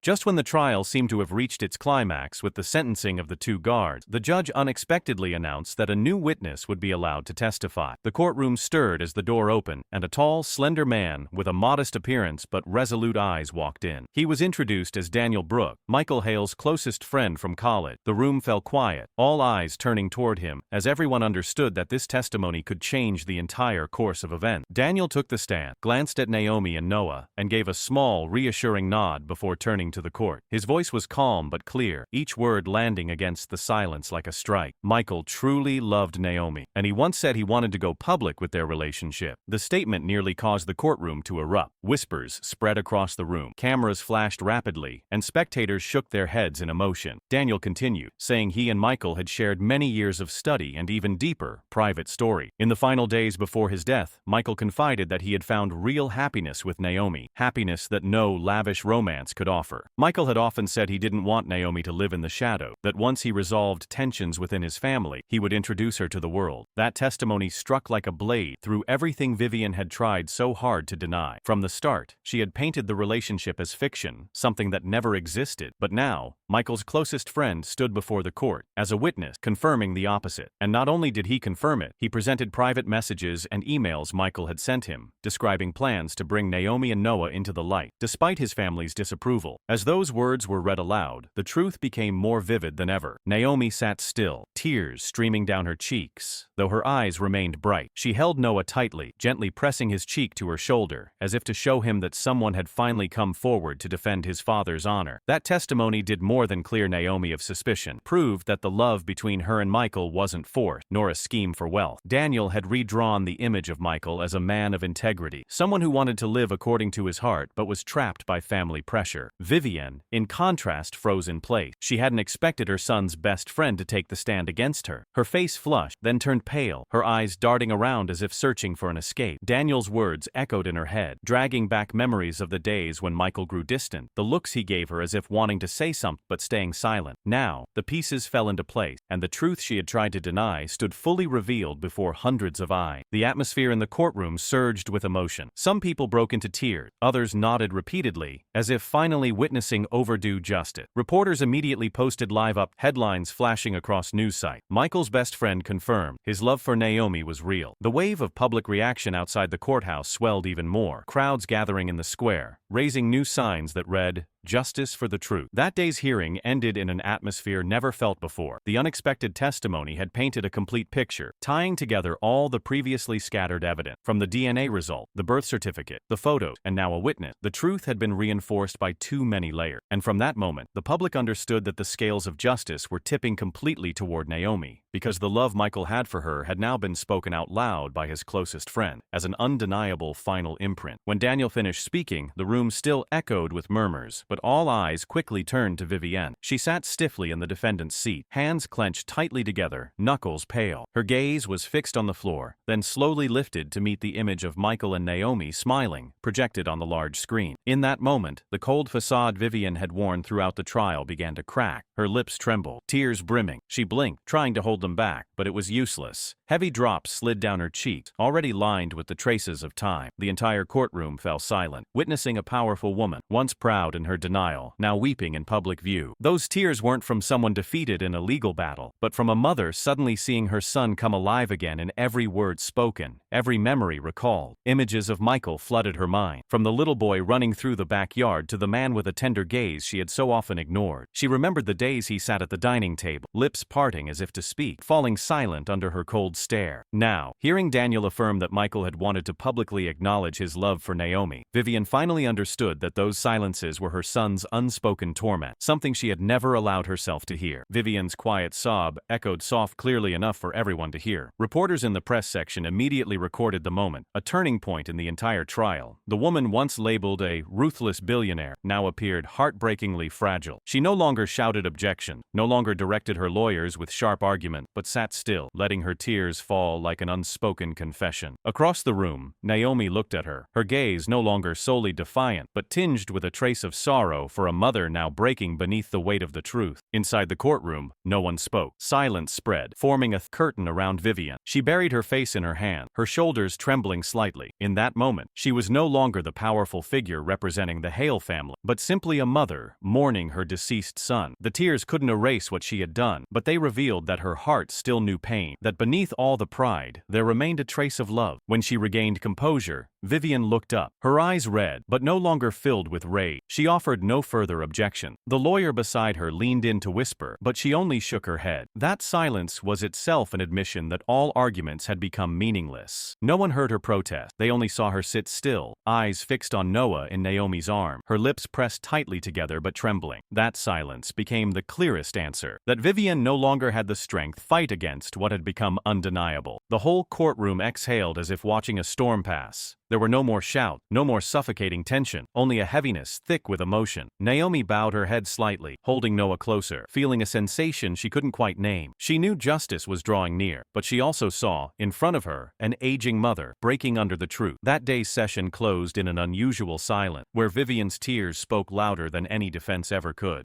On the day the court delivered its verdict, the courtroom was packed. Since early morning, hundreds of reporters had gathered, and citizens filled the area outside with signs and hopeful eyes. When the judge entered, everyone stood, silence falling like a heavy curtain. Naomi sat in the front, holding Noah in her arm, her face weary from days of pressure, but her eyes remained steady. Vivienne sat on the opposite side, her hands clasped tightly together, her face gaunt, no longer bearing the cold expression she once wore. No one dared to breathe too loudly as the judge opened the thick case file, glanced across the courtroom, and began to read. The judge's voice echoed, each word carving into the stillness. He confirmed the court had reviewed all the evidence, including the video clip, witness testimony, birth certificate, DNA test results, and other supporting material. All led to a clear conclusion. Noah is the legal child of Michael Hale, recognized by law in both bloodline and inheritance rights. The declaration rang like a bell, immediately stirring the courtroom. Gasp, quiet sobs. Naomi bowed her head, tears falling as a faint smile appeared, holding Noah tighter as if to pass strength to her son. Next, the judge declared that Naomi had won the lawsuit. She was not only protected by law from the violence she endured at the cemetery, but also entitled to appropriate compensation for emotional and physical damage. The verdict required the two security guards to face criminal charges, and ordered Vivienne to issue a public apology and provide support for Noah as her lawful grandson. These words sent the room into an emotional swell. Many wept, others applauded, though quickly reminded to keep order. There was no longer any doubt justice had found its way. Reporters immediately relayed the news outside, where the crowd erupted in cheer. The chants of justice for Naomi and truth for Noah rang out, no longer as pleas but as celebration. People embraced, and many held up phones to record the historic moment. Emergency broadcasts aired, headlines blaring, Noah acknowledged, Naomi wins. From social media to print, every outlet declared this one of the landmark cases, proving that justice can overcome power. Vivienne sat in silence, no longer resisting, her tear-filled eyes fixed on Noah. That image was captured. The woman who had denied everything now appeared both bitter and defeated. She had no words left to deny it, nor could she hide the truth that Michael's blood lived on in the boy before her. Her shoulders trembled, hands limp, accepting defeat without a word. Across from her, Naomi looked at her, not with triumph, but with the calm gaze of someone who had endured great loss. She knew this victory wasn't for revenge. It was to protect Noah, so he could grow up in truth, never denied again. The final verdict closed the trial with the sound of the gavel echoing through the room, but its impact extended far beyond the courtroom walls. It served as a reminder that truth can be buried, denied, but never erased. Naomi left the courthouse with Noah in her arm, surrounded by hundreds of camera flashes and cheers from the crowd outside. She walked in the light of justice, carrying the belief that a new door had opened, not just for her son, but for all who have been oppressed, continued to seek fairness. And in that moment, history recorded, truth and motherhood had prevailed. After the judge declared Noah the legal son of Michael and ruled in Naomi's favor, the sentence for the two security guards was announced. The courtroom fell completely silent as everyone awaited the fate of the men who had so brazenly assaulted and humiliated her in the cemetery. The judge stated clearly that their actions had not only harmed Naomi direct but also shocked society, spreading contempt based on skin color, something that could not be tolerated. Both were sentenced to several years in prison, along with an order to compensate Naomi and her son. As the sentence was read, the two guards lowered their head. One clutched the edge of his seat, trembling, while the other let out a breath like a man staring into an abyss. The arrogance they once showed in the clip had dissolved into bitter silence. Outside the courthouse, the crowd erupted like a wave. They cheered not only for Naomi's protection, but because, for the first time, those who called themselves protect and used their position to trample others were facing prison. Journalists described the scene as a celebration of justice, thousands of voices chanting in unison, reaffirming the belief that society could change when truth was brought to light. Social media was flooded with instant posts calling the verdict a victory for all who had suffered under false power.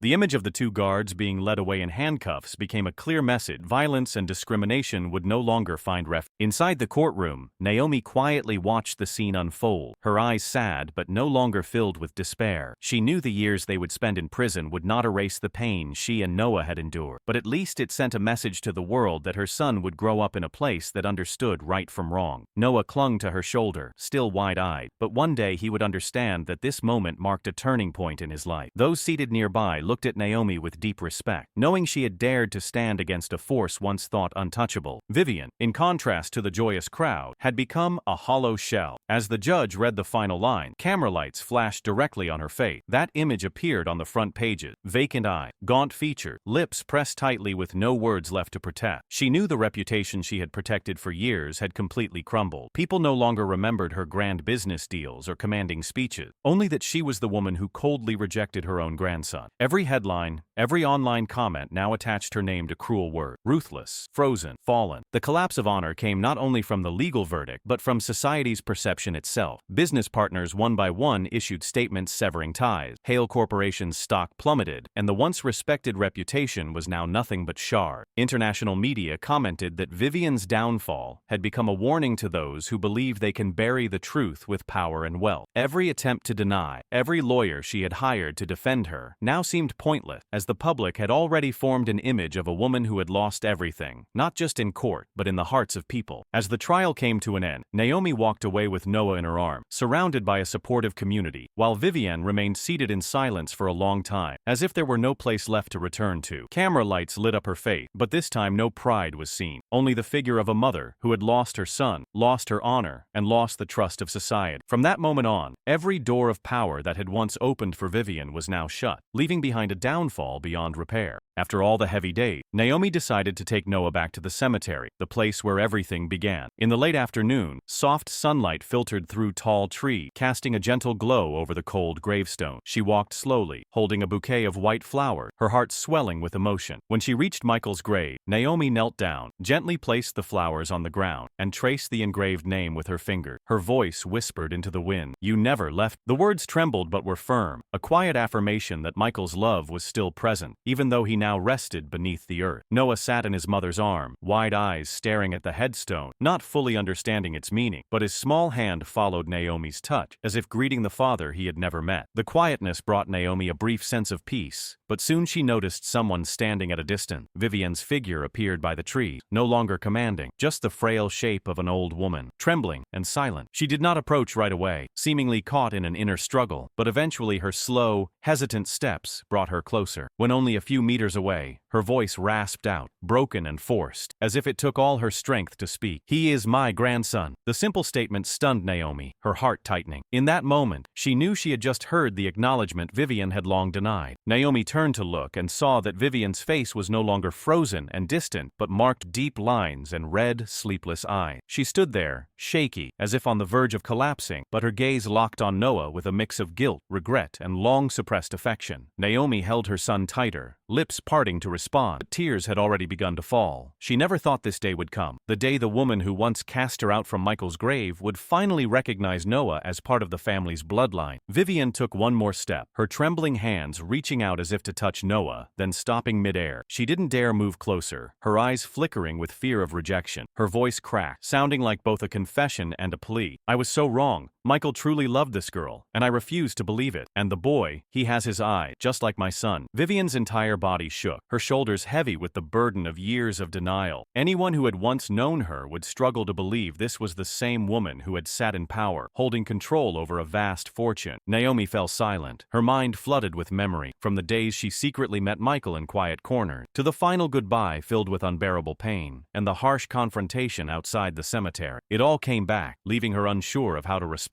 Noah stirred in her arm. His bright eyes looked at Vivienne, then suddenly reached out a small hand toward her. That innocent gesture made Vivienne break into sobs, her hands covering her face, unable to stop the tears. The words, "He is my grandson," had not only been spoken for Naomi to hear, but were also said aloud for herself, as a way to admit the truth she had long denied. The wind rustled through the trees, making the petals on the grave gently tremble. Naomi sat down, helping Noah place a small twig on Michael's headstone, then turned to Vivienne. Her gaze was calm, deep, no longer defiant, instead accepting that sometimes pain could lead to reconciliation. Michael always hoped for this, Naomi said soft, her voice hoarse but clear. Vivienne heard it, nodded through tears, her lips moving without sound. She took a step closer, then sank to her knees at her son's grave. In that moment, there was no proud billionaire, no commanding presence, only a grieving mother finding a shred of comfort in acknowledging her grandson. The entire cemetery was bathed in soft golden light. Naomi and Vivienne stood in silence before Michael's grave, with Noah between them, the undeniable link. The silence no longer signaled distance but became a quiet bridge, as if both were listening to Michael's spirit somewhere nearby. Naomi placed a hand on Vivienne's shoulder, saying nothing more, allowing the spoken truth and heartfelt acknowledgement to finish the rest. And in that moment, all the bitterness, the harsh confrontation, gave way to a rare peace, where the white flowers on the grave released their silent fragrance, bearing witness to a reconciliation both late and real. Naomi remained kneeling at Michael's grave, her hand resting on the cold stone, eyes filled with tears but no longer trembling with uncertainty. Across from her, Vivienne swayed unsteadily, shoulders sagging, hands clutching her chest as if to hold on to the last of her strength. The two women, one who had lost the man she loved, the other who had lost her only son, now faced each other in silence. No accusation, no blame, only glances exchanged, as if truth had spoken on its own. In the quiet space of the cemetery, they understood that no further explanation was needed, for every excuse had been stripped away and every fact confirmed. What remained was accept, late but inevitable. That moment lingered in choked silence, as if time had stopped. Naomi looked at Vivienne and saw exhaustion etched into every line of her face, saw a mother no longer proud, only broken by the loss of her son and the regret of denying her grandson. Naomi fell silent, her mind filled with a flood of memory, from the days she secretly met Michael in silence to the final farewell in unbearable grief, and then the harsh confrontation outside the cemetery. All of it returned, leaving her at a loss for words. Noah shifted in his mother's arm, his bright eyes looking at Vivienne, then suddenly lifted his small hand toward her. That innocent act made Vivienne break down in sobs, raising her hands to cover her face, but unable to stop the stream of tears. The word, "He is my grandson," had not only been spoken for Naomi to hear, but were also uttered to herself, an admission of the truth she had long tried to deny. The wind swept through the trees, making the flowers on the grave tremble gently. Naomi sat down, helping Noah place a small twig on Michael's headstone, then turned toward Vivienne. Her gaze was calm, yet profound, no longer defiant, instead accepting that sometimes sorrow could open the way to reconciliation. Michael always wanted this, Naomi said softly, her voice hoarse yet steady. Vivienne heard it, her tearful eyes nodding repeatedly, her lips moving soundlessly. She stepped closer, then sank to her knees before her son's grave. In that moment, there was no proud billionaire, no commanding figure, only a mother who had lost her child, finding fragile comfort in the act of recognizing her grandson. The cemetery was wrapped in the gentle glow of dusk. Naomi and Vivienne stood in silence before Michael's grave, Noah between them, the undeniable bond. Silence no longer signaled distant, but became a bridge, as if both were listening to Michael's spirit lingering near nearby. Naomi placed her hand on Vivienne's shoulder, saying nothing more, letting the spoken truth and the acknowledgement from the heart the rest. And in that instant, all bitterness and harsh confrontations gave way to a rare peace, where the white flowers on the grave released their quiet fragrance, bearing witness to a reconciliation late in coming but genuine. Naomi still knelt by Michael's grave, her hand resting on the cold stone, tears welling, but her gaze no longer trembling as before. Across from her, Vivienne swayed unsteadily, her shoulders sinking, her hands pressed against her chest as though clinging to the last of her strength. The two women, one who had lost the man she loved, the other who had lost her only son, now faced each other in silence. No words of accusation, no reproach remained, only eyes meeting, as if truth itself had spoken in their place. In the stillness of the cemetery, they understood that no further explanation was needed, for every excuse had been stripped away and every fact laid bare. What remained was accept, late yet unavoidable. The moment stretched in suffocating stillness, as though time itself had stopped. Naomi looked at Vivienne and saw the exhaustion etched in every line of her face, saw not the pride of a woman who once stood tall, but only a mother broken by the loss of her son and consumed by the regret of denying her grandson.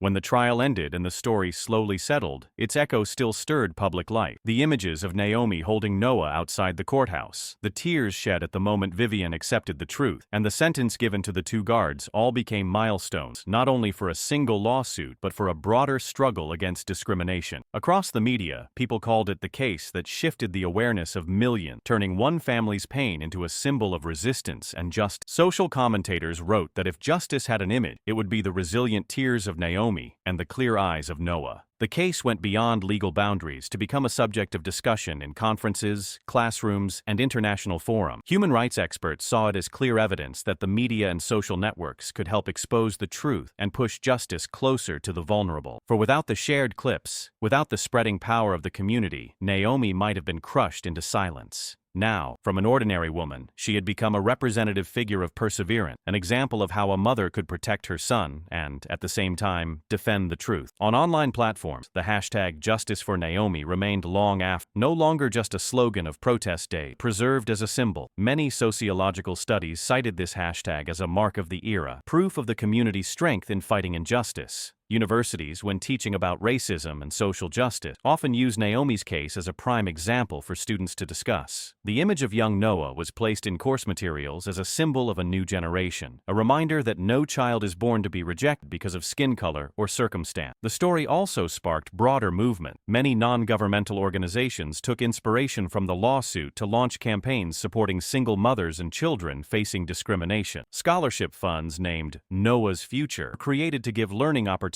to children burdened by social injustice. In many cities, murals depicting the moment Naomi stood firm before the two guards were painted as constant reminders. Communities regarded them not just as artwork, but as visual manifestos. Justice belongs to those who dare to speak out. International media called it a turning point of social justice in the new century. Numerous articles analyzed that this case not only affected one family, but also reshaped how society viewed power, truth, and the role of social networks in balancing the scales of justice. The hashtags that once spread at lightning speed became valuable data for researchers who preserved and analyzed them to prove how communities could change the course of a trial. And in nearly all of those studies, Justice for Naomi appeared as vivid evidence of solidarity. For Naomi, her life also turned a new page. Though she never wished to become a public figure, she was still invited to speak at many forums. Each time she appeared, she did not talk about herself, but always emphasized the lesson. Justice is not only victory in the courtroom. Justice is when people look at one another with respect. Those words were quoted everywhere, spreading as a message that inspired belief in change. Noah, though still very young, became a face representing the future, helping people understand that every child deserves a place in a society free of prejudice. The event also changed the way many organizations operate. Companies that once partnered with the Hale Corporation simultaneously announced adjustments to their policy, reinforcing commitments against discrimination. Training programs on equality and respect for diversity were widely implemented, not only to ease public pressure, but also gradually to become part of corporate culture. Some politicians also used the moment to push forward anti-discrimination bills, citing Naomi's case as evidence of the need for reform. Every small action, from policy pledges to murals on walls, demonstrated the collective strength the story had created. Years later, when people recalled it, they no longer remembered only Vivienne's downfall, but even more the rise of Naomi. The lawsuit was seen as a mirror reflecting society, where any injustice, no matter how carefully hidden, could still be exposed under the light. Researchers preserved preserved the entire process in archives as a classic case study, and the hashtag Justice for Naomi continued to appear in academic materials, not merely as a phrase but as a symbol of the belief that truth and courage can change the world. And when people walked past the cemetery where the story began, white flowers were still placed on Michael's grave, sometimes by strangers who had never known him. They came not only to remember, but to affirm that the memory of the case still lived on. In solemn silence, people reminded one another that from a place once filled with humiliation had grown a symbol of fairness, and it was precisely that which ensured the case did not end at a verdict but became a lasting social mark, handed down to future generations as a lesson never to fade. As public attention slowly calmed after the trial, Naomi's name never disappeared from conversation. Instead of being remembered only as a figure tied to a famous lawsuit, she gradually became a symbol used by many civil rights groups in their campaign. On posters calling for the fight against discrimination, the image of Naomi holding Noah appeared beside short words, "The truth cannot be buried." At international conferences, when discussing social justice, scholars and activists often referred to Naomi as an example of the power of one individual standing up against pressure and the trampling of authority. It was not grand speeches, but her steady actions that became more convincing than any word. Civil rights organizations in many countries also invited Naomi to join discussion, where she shared her story with young people. Each time she appeared, Naomi remained simple, sometimes quietly recounting the painful moments at the cemetery when she was dragged away and Noah cried out in anguish. Yet it was that very simplicity that touched listeners deep, making them realize justice was not a distant concept, but something present in each small human choice. The choice to hold on to truth, the choice not to bow before injustice. Thunderous applause after every story showed that Naomi's influence had reached far beyond her personal life, turning her into an example from which thousands drew strength. One of the most evident outcomes was the shift in public perception. After the case, many social surveys showed that the number of people who believed justice could protect the vulnerable increased significantly. Before, many had been pessimistic, convinced that the law served only the wealthy and powerful, but witnessing Naomi, a woman working as a waitress, persist in her struggle and finally win, forced them to reconsider. The public realized that although injustice still existed, justice did not look at class or skin color. It stood only with truth and with those who dared to defend it. Analytical articles about the impact of the case also confirmed that its greatest value did not lie in the sentences against those who abused power, but in the social lesson it left behind. A just society is one in which anyone, from a waitress in a small diner to anonymous children, has the right to be treated with respect. Naomi had become a symbol, reminding people that status and wealth could not forever shield wrongdoing. Her resilience had helped the community reflect on itself, to see that silence before injustice was equal to enabling its existence. Many schools included Naomi's story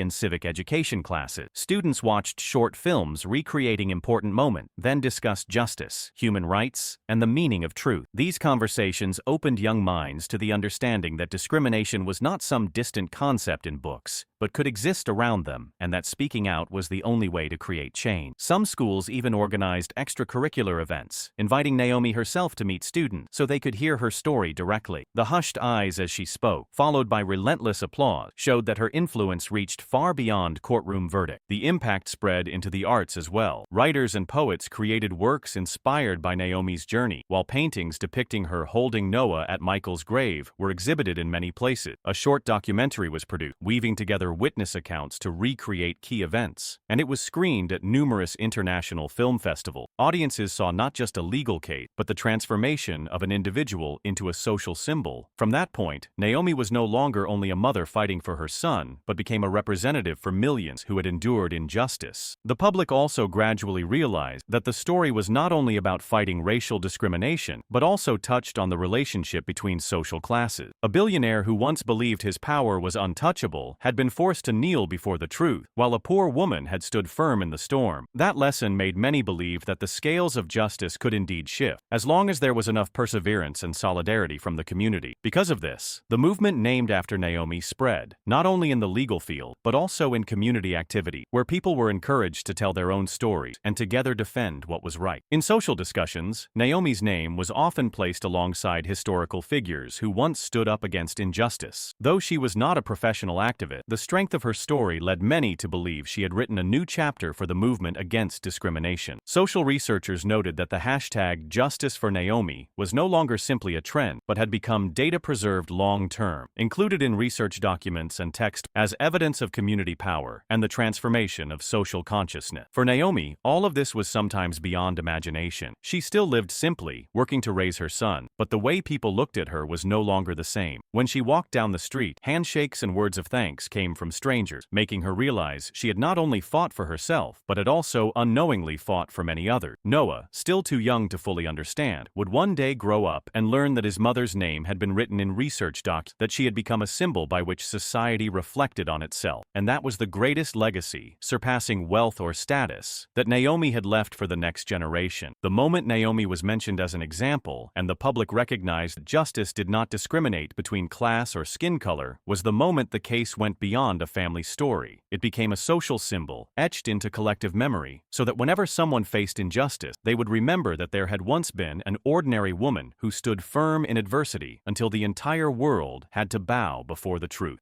The day of judgment had ended, crowd had dispersed, yet the echo of the case still resonated in daily life. That morning, as the city began a new day, Naomi held Noah's hand as they stepped onto the street, sunlight spreading across the brick-paved road. The boy gripped his mother's hand tightly, his eyes shining brighter than ever, as if he already sensed the change opening before them. Naomi smiled, no longer haunted by fear or scornful looks, filled with firm faith that they had been recognized by society. Her steps were slow yet steady, each one a beginning for another chapter of life, where Noah would grow up with a name and a bloodline acknowledged, and she would continue to live with her dignity intact. Naomi chose a simple life, not chasing the spotlight, even though the press and many organizations invited her to speak everywhere. She knew the greatest value she had left was not in eloquent speeches, but in what she had already done. She devoted her time to Noah, taking him to school, teaching him to read his first word, telling him about his father, not through stories of sorrow, but as a man of courage and love. Each afternoon, the two of them strolled through the park, the evening sun pouring down, so Noah would understand that life always carried light at the end of the road, as long as one had the patience to keep walking toward it. While Naomi found peace after the storm, Vivienne chose a different path. The woman once known for her authority and coldness withdrew from the business world, handing leadership to her partner. In public, she offered no defense, no retelling of the past, but quietly acted to make amends. She used a large portion of her fortune to establish a foundation supporting working women of color, named in Michael's memory. The foundation offered scholarship, helped single mothers, and protected them from the scorn Naomi had once endured. It was not a way to erase all wrongdoing, but it was how Vivienne faced the remainder of her life. At first, many were skeptical, believing she did it only to rebuild a fallen image, but over time, the foundation's programs brought real results. Many disadvantaged women found stable jobs, and many children were able to attend school. It was these tangible outcomes that gradually changed the way society looked at her, not complete forgiveness, but recognition that even someone who had erred could still choose to do what was right when confronted with the truth. Vivienne no longer sought glory. She lived more quietly, spending time visiting the cemetery, sometimes sitting before Michael's grave for hours without a word. Those who happened upon her there understood that her loss would follow her until the end of her life, and the foundation was only one of the ways she sought to make up for mistakes that could never be undone. For the public, the story of Naomi, Noah, and Vivienne closed like an epic of justice,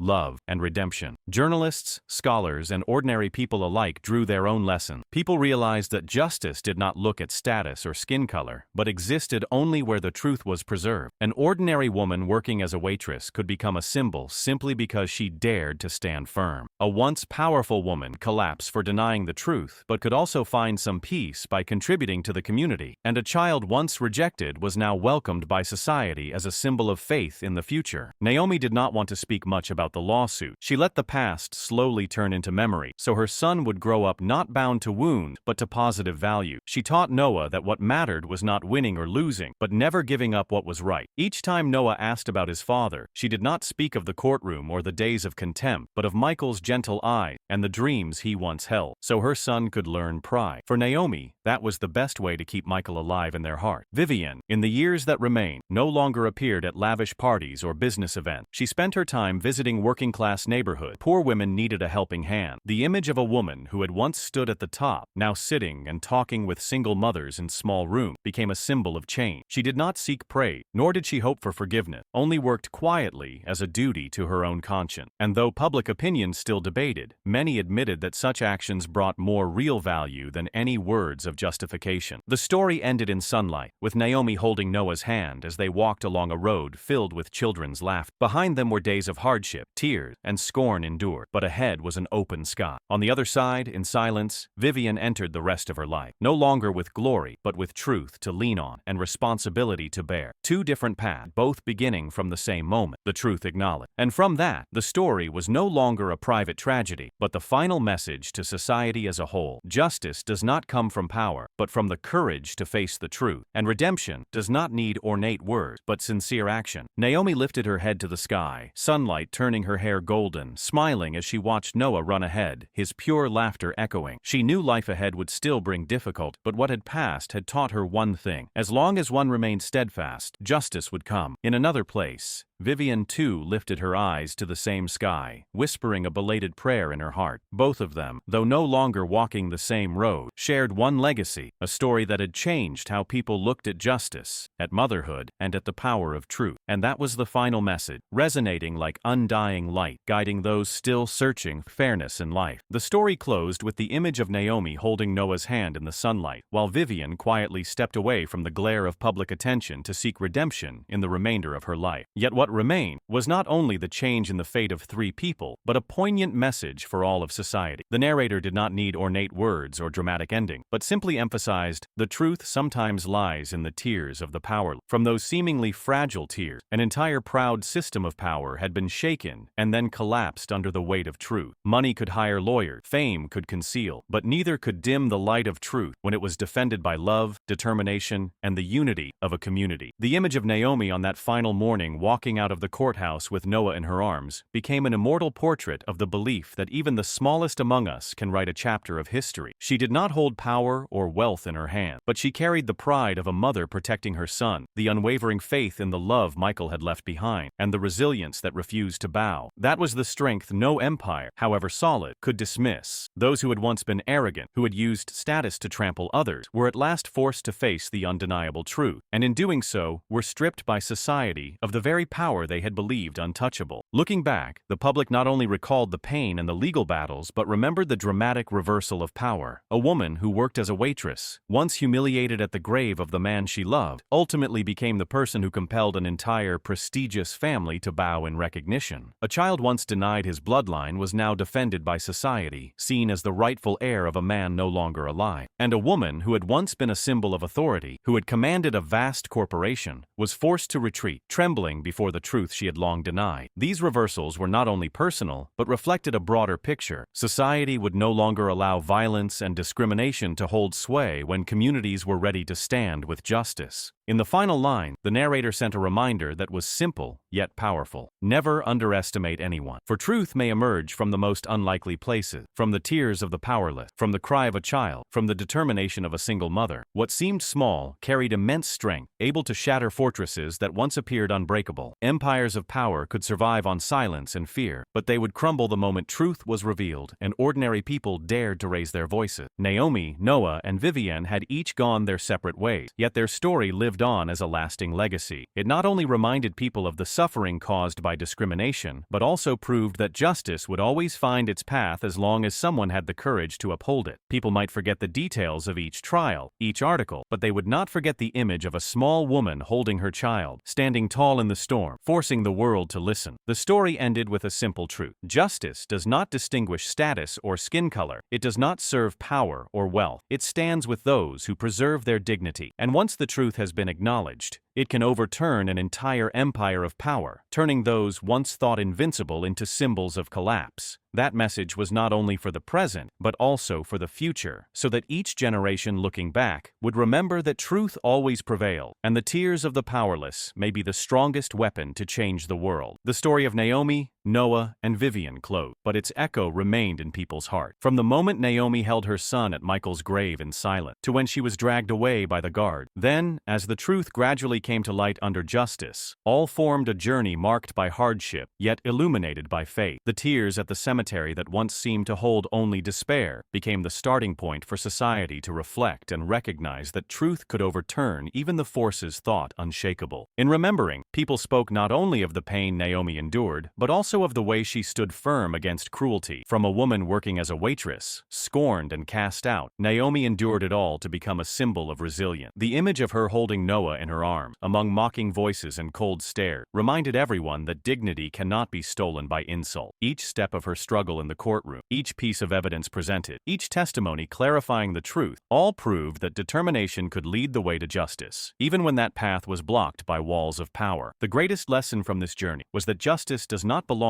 to any class or status, but to those who dare to believe in it. When Noah's birth certificate was revealed, when the DNA result was announced, those were not merely documents proving lineage, but affirmations that truth could never be buried. And when Daniel, Michael's close friend, came forward to testify that the love had been real, it was not only a reminder of a hidden relationship, but also proof that what was genuine would sooner or later be recognized. All of it revealed that power might delay, but it could never erase the truth. Vivienne, from a proud woman, finally had to admit her mistake. Her tears in the courtroom did not erase Naomi's wound, but they carved in the truth that anyone can change when confronted with reality. And the moment she quietly created a foundation to support working women of color after everything, it showed that redemption is not found in word, but in concrete action. She had lost her son, lost her honor, yet at least she still had one chance to contribute, to leave behind something of value for society. That change did not erase the past, but it was enough to remind people that even in darkness, one can still choose to turn toward the light. For Noah, this journey was the greatest gift his mother gave him. From a child once denied, he was recognized by society, becoming a symbol of a new generation that would not grow up under old prejudices. The image of the boy placing his hand on Michael's gravestone beside his mother and grandmother was a reminder that reconciliation does not always come from absolute victory, but sometimes from a tearful nod of acceptance. Noah would grow up carrying the truth that his father had once loved, that his mother had defended him with everything, and that society had learned to stand up for what was right. The public realized from this case that truth can emerge from places that seemed the weakest. A poor mother, a small child, and a tear in a cemetery had shaken an entire empire of power. The event proved that justice does not require robes of authority, courage to speak, and the unity of the community. The hashtag Justice for Naomi was not just a trend, proof that millions of voices, joined together, could change the outcome of a battle once thought to belong entirely to power. Civil rights organizations, schools, and social research all recorded this story as a valuable document. They did not only analyze a lawsuit, but the transformation of a society, from silence to outrage, from doubt to solidarity, and finally from opposition to acknowledgement. It became a lesson not only about racial equality, but about fairness for anyone who had ever been looked down upon. Naomi emerged from this story as an example, not because she defeated a billionaire, but because she proved courage and truth could move the world. The final message of the story is never to underestimate anyone, for truth may lie in what seems like a fragile tear. An insult, a rough hand pulling someone away, may spark a wave of resistance stronger than any empire. And when truth is recognized, it can overturn every order, turning those who once sat above into those forced to bow their head. This lesson was not only for those who had suffered injustice, but also for those in power. Remember that justice does not stand with the strong, it stands with the truth. Naomi and Noah continued their path ahead, simple yet steady, carrying with them the memory of Michael and the faith in the future. Vivienne chose silence, seeking redemption through giving, so that the rest of her life would not be only dark. And society, after everything, preserved this story as an indelible mark, reminding us that justice may be slow, may be difficult, but in the end, always finds a way to speak. That was the greatest legacy, not only for Naomi and Noah, but for all who had ever doubted the power of truth. The story closed in the light of faith, leaving behind a simple reminder: dare to speak out when faced with injustice, for sometimes just one steadfast person is enough to shake the entire world. And truth, once acknowledged, will live on, becoming the foundation for future generations to continue walking in the journey toward justice and dignity.